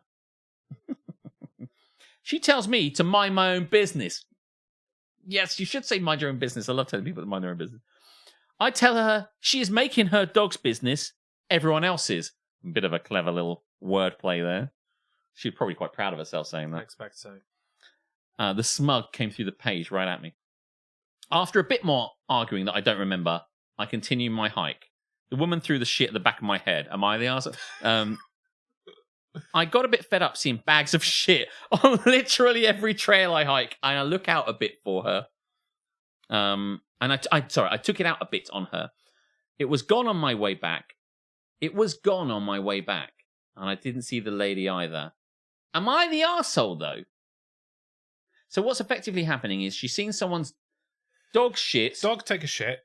Woman cleans it up. Good. Tick. Yeah. Then doesn't want to carry the dog shit all the way up the fucking hike. So she leaves it on the tree and comes back and gets it, which she does do. Am I the arsehole for calling someone out? And basically, rather than the shit or the picking up or the hiking, which is obviously its own thing, is she the arsehole for calling out someone for the practice of temporarily putting your dog shit on a tree? No, I don't think you're the arsehole for that. Don't fucking leave shit hanging from trees, you disgusting twat. Ugh. Love hiking, ate dog turds. You ate dog turds? Why not put it in a pocket and have it as a hand warmer? You're it's a nice callback. Awful, Mike, but I love it. Mike's might have outed themselves as the owner of last week's confession. Why do people bag it if they're going to leave it? Better to just leave it than to litter plastic. Maybe she actually did pick it up. We have no witnesses. That might, I mean, the fact that it has been bagged might be the evidence that we need that they will pick it up on the way back. Otherwise, yes, they would just leave it on the floor, wouldn't they? Why go to the effort of bagging it if you're just going to leave it? Someone had bagged some and left it on our street the other day. It's better than they usually do. Yeah. Just leave it. Just let their dog shit on the floor and then don't do anything about it. I mean, am I the arsehole for calling out someone bagging and leaving their dog? It's a bit horrible to see a bag of shit hanging on a tree. If you are someone that likes hiking, what the fuck is wrong with you, first of all? Yeah, you get what's coming to you, right? But at the same time, you don't want to be walking up your trail and seeing bags of dog shit hanging everywhere. It's a bit like fucking Signs, but with shit instead of glasses of water. Yeah. It's like, what a terrible film. It is fucking terrible. It is one of the worst films I've ever seen in my life. Signs. Fuck you, Signs. Do you know what? It's a bit like shitty Christmas decorations, just hang like a bauble hanging from a fucking tree. It's like, what's that? Oh, that woman's been passed. Now, she may well take it back, and I guess she doesn't want to take it with her, but I think the responsibility is on you not to fucking leave it around. Yeah. Find a place to put it. I mean, here's a counterpoint. Don't have a dog, and then you won't have to worry about the fucking dog shit, will you? Listen, here's the other point. Don't have a dogs or go on a hike. You went on a hike, this shit's going to happen to you. You're in nature. What is worse, shit on your shoes or shit hanging at eye height? Yes. Shit on your shoes, for sure. Ah, nature, a poop tree. What are we saying here? What are we saying? Are we saying that you're not the arsehole? I think for calling out the poop bag woman, is it a she? Yes, it's a she. It's a she. Okay. For calling out the poop bag woman, you are not the arsehole. Boom. However, for the content of everything else in your submission, you're just generally an arsehole. Hikers can go in the sea soon. Oh, I had something to put in the sea. Fuck. Oh, never mind. Too late. That can go for another time. Yeah. But it's a good one as well. Free content for next week. Oh, you're going to love it. Yeah, there you go. I don't think she would have collected it if she were not called out. Yeah, maybe. She probably would have, or she would have left it on the tree. I mean, she did mention it's an up and down trail, so you can't help but pass it again. But you know what? The number of times you think that something how that happens, I'll definitely do that later, and then oh shit, I never did that thing. Right, whatever it is. I bet you that's happened more than once. Oh fuck! I left that shit on the tree. Oh well. Like 100%, she's not gonna do it 100% of the time. She's gonna be walking down with her hikey cunt mates, going, "Oh, wasn't that a wonderful hike? Yes, it was a wonderful hike." And then she won't pick it up, and she'll be like, "Oh my god!" In the excitement of the hike, I forgot the shit. It's like, oh god, the worst phrase ever uttered. So like, I was enjoying the hike so much. Mickey Mouse is out on a hike apparently. Oh boy, shit on the tree. Okay, cool. We covered this one. Go for it. Okay. I hope you like further toilet-based content. Well, I think they do. Am I the arsehole? He's got his mouth full, yay! For not wanting my partner to use the bathroom. Am I the arsehole for not wanting my... sorry, I've read it wrong. Let's try that again. I got so excited that he couldn't call me an arsehole that I read it wrong. Drinking. Am I the arsehole for wanting my partner to use the bathroom? Not wanting, wanting. Am I the arsehole for wanting my partner to use the bathroom? I would think... well, I'm going to need... inquiring minds want to know. I was going to say, are we clear on the title now that I fucked it up? If anything. The stupidest debate we've ever had by far. My partner went out our front door to smoke a cigarette a couple of evenings ago. Yes, you're the arsehole. And requested I come outside as well. To show you smoking the cigarette? Look at that! You're not smoking properly, love. I've got to show you how it's done. I guess that. Not looking nearly cool enough. See? That's how you do it. See how you're doing it wrong? Why would you come out? Anyway. Just mansplained cigarette smoking. My partner went outside the front door to smoke a cigarette a couple of evenings ago and requested I come outside as well. Our home, which we rent, is half of a double shotgun that sits maybe 10 feet or so over 3 meters to our neighbours on one side, and our porch is less than 50 feet or 15 meters from neighbours across the street. What the fuck did you just say? It's part of a double shotgun. Did you not get that? I lost it on part of a double shotgun. What part of it was unclear, Alex? I don't think anyone... I think people are with us on this. What? Shall I do that slowly? Our home... I love the fact that this person's obsessed with measurement here, basically. Our home, which we rent... Sure, I got that bit. They don't own it. They do not own it. Is half of a double shotgun. Those certainly are words. Like a tube? Is that like a... A double shotgun has 2 sections. Is that like a semi-detached? There's just 2 houses attached to each other. These people are cunts. Press the button. You can't talk like this. Let's assume... Speak properly. Let's assume that it's 2 houses and it's one of the houses. Sure. You know, like a double barrel shotgun. Nobody knows. None of us know. Oh, what a cunt. We'll just make it up. Yeah. Okay. That sits maybe 10 feet or just over 3 meters. I think I would use both parts of the double shotgun if I met these people. Alex, you sound like your mother. That's amazing. I love it. Oh, look at this. Tamzaki. Shotgun houses are small single-story houses that are only 1 room wide, typically no more than 12 feet. What's that in meters, though, Tamsin? This person has been very kind to give us both. Yes, and 2 to 4 rooms deep without any hallway, which means you have to walk through each room to get to the next. Ugh. More abbreviations for Alex to hate. So shit house, then. Okay, we have a shit house. Our home, which we rent, is shit. Full stop. Grammarly might help you out with this. Let's just make sure there isn't any other bits. Yeah. Our home, which we rent, is shit, and our neighbours are very close. There you go, I fixed it. Thank God for that. You thought this was going to be bad.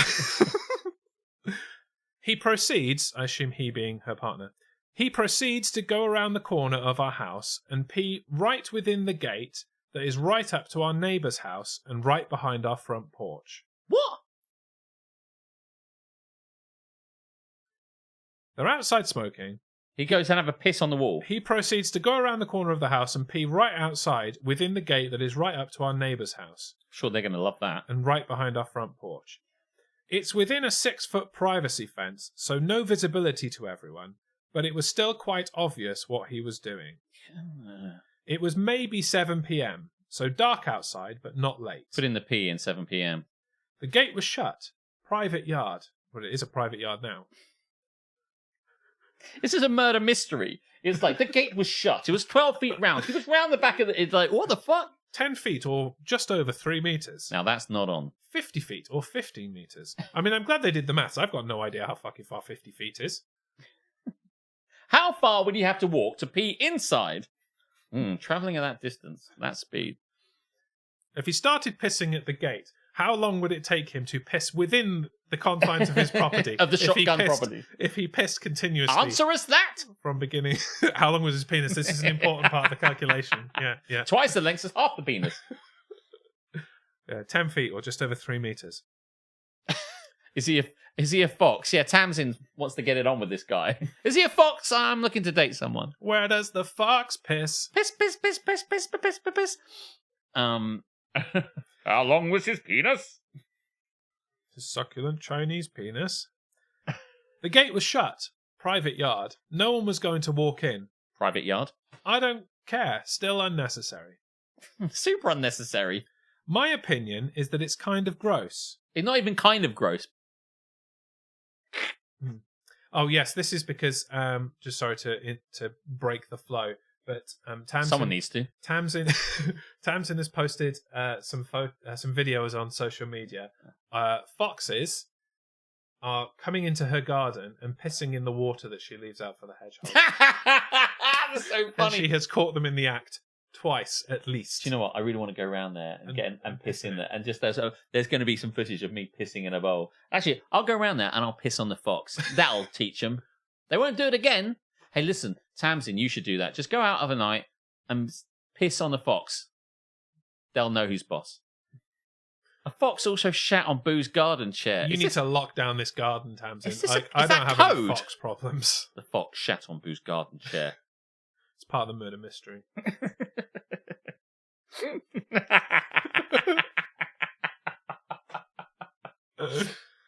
Cassie has pet rats and they piss on their food to claim it. Oh my god.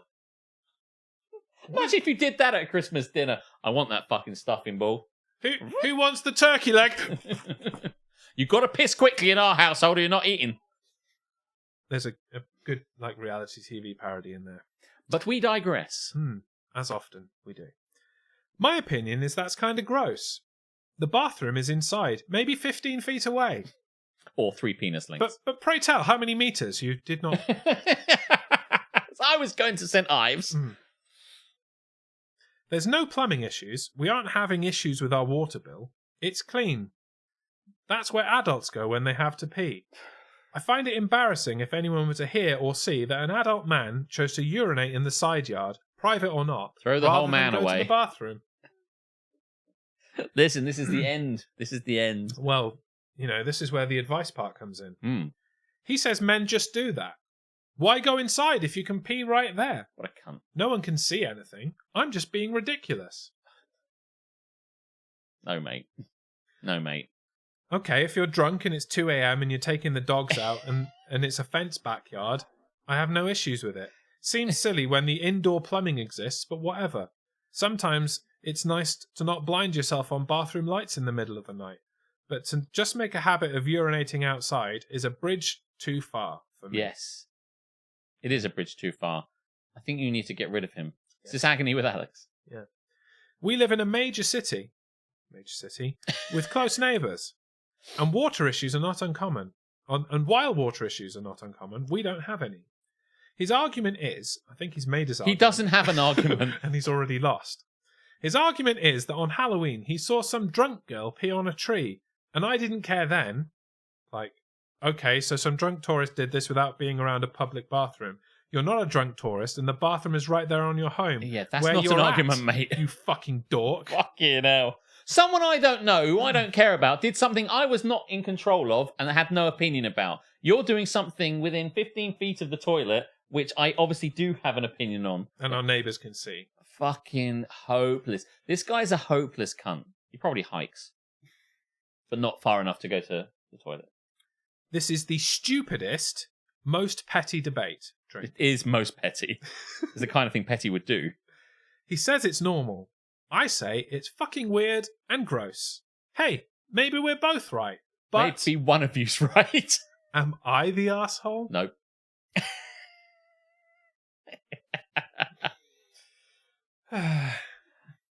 Why is she on I My Arsehole? Why is she not moving his belongings into a U-Haul? They are not the arsehole by any measure. Not even in meters? No. What about in penis lengths? Yes. Okay. You know, they measure horses in hands. So, Yes. you know, you can measure this stuff in, like, you know, glands. I mean, I have to measure mine in hands. Yeah. Right? So this person, was it, am I the arsehole for saying fucking don't be a cunt? That is exactly what it says. Have you read this before? No. Am I the asshole for wanting my partner to use the bathroom? No. No. You are the asshole for staying with this guy, however. Yes. Get the fuck out of there. Piss on him on the way. All this is making me need a wee. I'll just go here on the sofa. Oh, no, wait. I'm not a wild animal. Yeah, why would you go on your sofa, Tamsin? There's a perfectly good hedgehog drinking hole outside.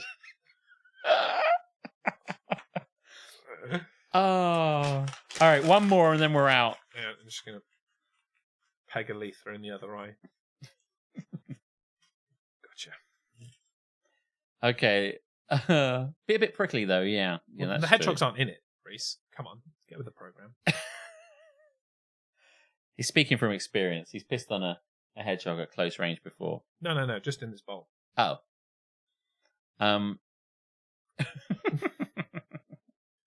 Just laughing at Owen's It's thing. a deep philosophical question, yeah. I'm not sure it bears repeating, but it's a deep, man. Deep. Right. Just gonna sit up a little bit. Right, last one, and then we'll fuck off. Am I the arsehole Yes, you are. for blowing up on my boyfriend for giving me a birthday card that ChatGPT wrote? That sounds like terrorism. For blowing up on my boyfriend. Tell me where the bomb is! God damn it, Chloe! Am I the arsehole for blowing up on my boyfriend for giving me a birthday card that ChatGPT wrote? I really want to watch all of 24 again. Yeah, me too. We should do that. It's on Disney Plus, so I can do it like now. Oh, cool. Let's go. It's my 35th birthday. Congratulations. Happy Today. birthday. Today? Today. Today. I, 35F, Today. Man, there's been so many in-jokes in this episode. I'm so glad. Last year, I got upset with my M34 boyfriend Oh, not today. because he didn't get me a card. This year, we discussed doing the birthday right. I explained to him. It's my Now- birthday. You will buy me a fucking card. We discussed doing the birthday right and how he'd done it wrong in the past. And planning a trip. Doesn't say that. Getting a nice gift and a card. It was on me to book the trip, but by the time I went to book it, everything was sold out. Which was a bummer and had me pretty upset all week. So ultimately, we decided to do a one-night stay in the Florida Keys. I thought that was going somewhere else then. So I decided to have a one-night stand with his best friend. Like that certainly does solve the problem of him not gifting you on your birthday.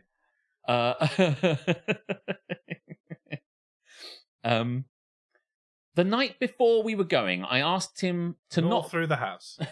The creature was stirring. Not even his best friend, who I just fucked.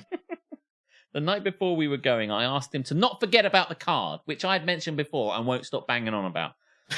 I also requested he put some thought into a message instead of just signing his name. Oh, I've Man, already fucking signed it, bitch. Just, I've got a Really? card. Give me a break. Like, she's really trying to Do you want to write your own fucking card? buy it and write it yourself. Get a subscription to funkypigeon.com and never be pissed off again.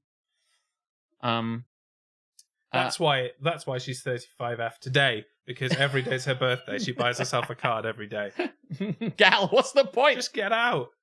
Yeah, what is the point of like having it? And by the way, buy me a present. Also, can you wrap it? Also, anyway, this morning when we were supposed to be heading out, he said, "I'll be back in a bit. I have to go on your birthday mission to get cards and flowers." Oh, Jesus. Get card and flowers. I was annoyed, BC, before Christ.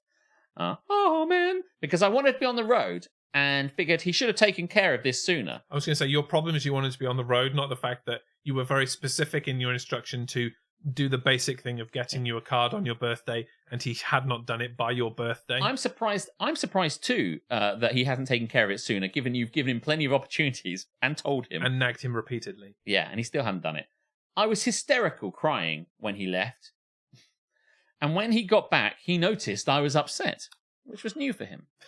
He brought back ugly flowers. How can you find ugly flowers? Man, that's really hard to do. But and a smoothie I like, and a card. Okay. I opened the card, and it really read like ChatGPT wrote it. I want to know what it said. Your birthday is one of the most wonderful times of the year that comes annually. I enjoy it, and mostly people celebrate it with gifts. Love, Chat. That's what I really hope it. Please say what it said. I was so upset. I asked him about it, and he owned up to it. We got into a huge fight, him saying that he thought I wanted a longer note, and he isn't used to writing long letters. Because he doesn't even give you a card normally. Yeah, that's right. Normally he just writes his name, which is a struggle. And it was still heartfelt. The fight just went from bad to worse. As I tried to explain it's hurtful, he couldn't take 5 minutes to develop something on his own. He hacked my card. I really want to know what it is, but it doesn't say. We didn't end up going to the Keys. I begged and begged to still go, but he refused, saying I pushed him to his breaking point. Right, yeah. And he didn't want to be in the car with me. We spent the afternoon separated and came back for dinner, which was awkward and not fun. This sentence was also written by ChatGPT. Am I the arsehole for getting so mad at him for this? Do you know what? I get the feeling. I think the chat, our chat, that is, not ChatGPT. Although if you ask ChatGPT, it will probably give the same answer. We should put some of these into ChatGPT and ask him for the arsehole. That would be fun. Yeah. Let's do that. We'll do it next week. Yeah. I think the chat is going to come down a certain way on this. What did he write in a card? It doesn't say. It does not say. Except my suggestion. I think your suggestion was probably about what it said. Yeah. If you ask ChatGPT to write you a message, it'll probably just like giving some parameters. It'll probably parameters like how long they've been together. It has been 24 months since we first got together, and that time has been pleasant. Oh, who am I kidding? I haven't got a ChatGPT account. I'm gonna find something out and then ChatGPT, no. I'd have gone on my own, says Reese. Yeah, why not? Girl, dump him, go to the Keys on your own.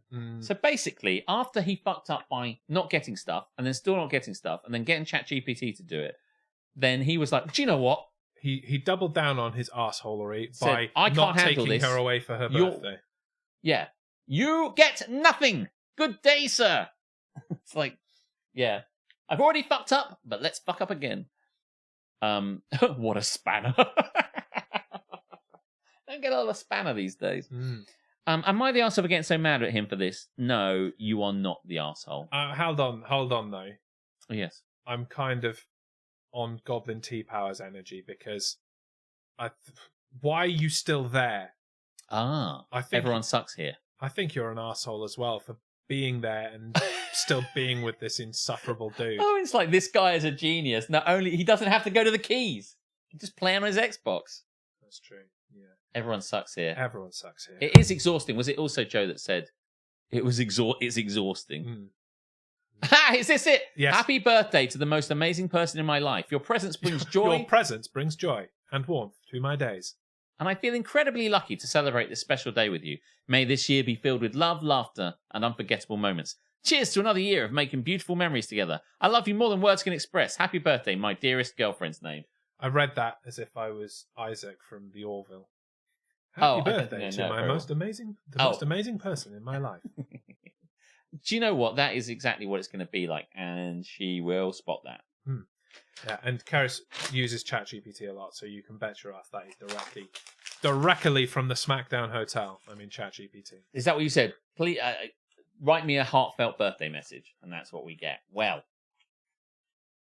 I bet he didn't insert name. Insert name here. Girlfriend, dear girlfriend's name. Dear insert name here. Dear girlfriend's name. Can you imagine writing that fucking thing for someone for your beloved? I mean, Karis got a birthday coming up, so I know what I'm doing. Honestly. Dear wife's name.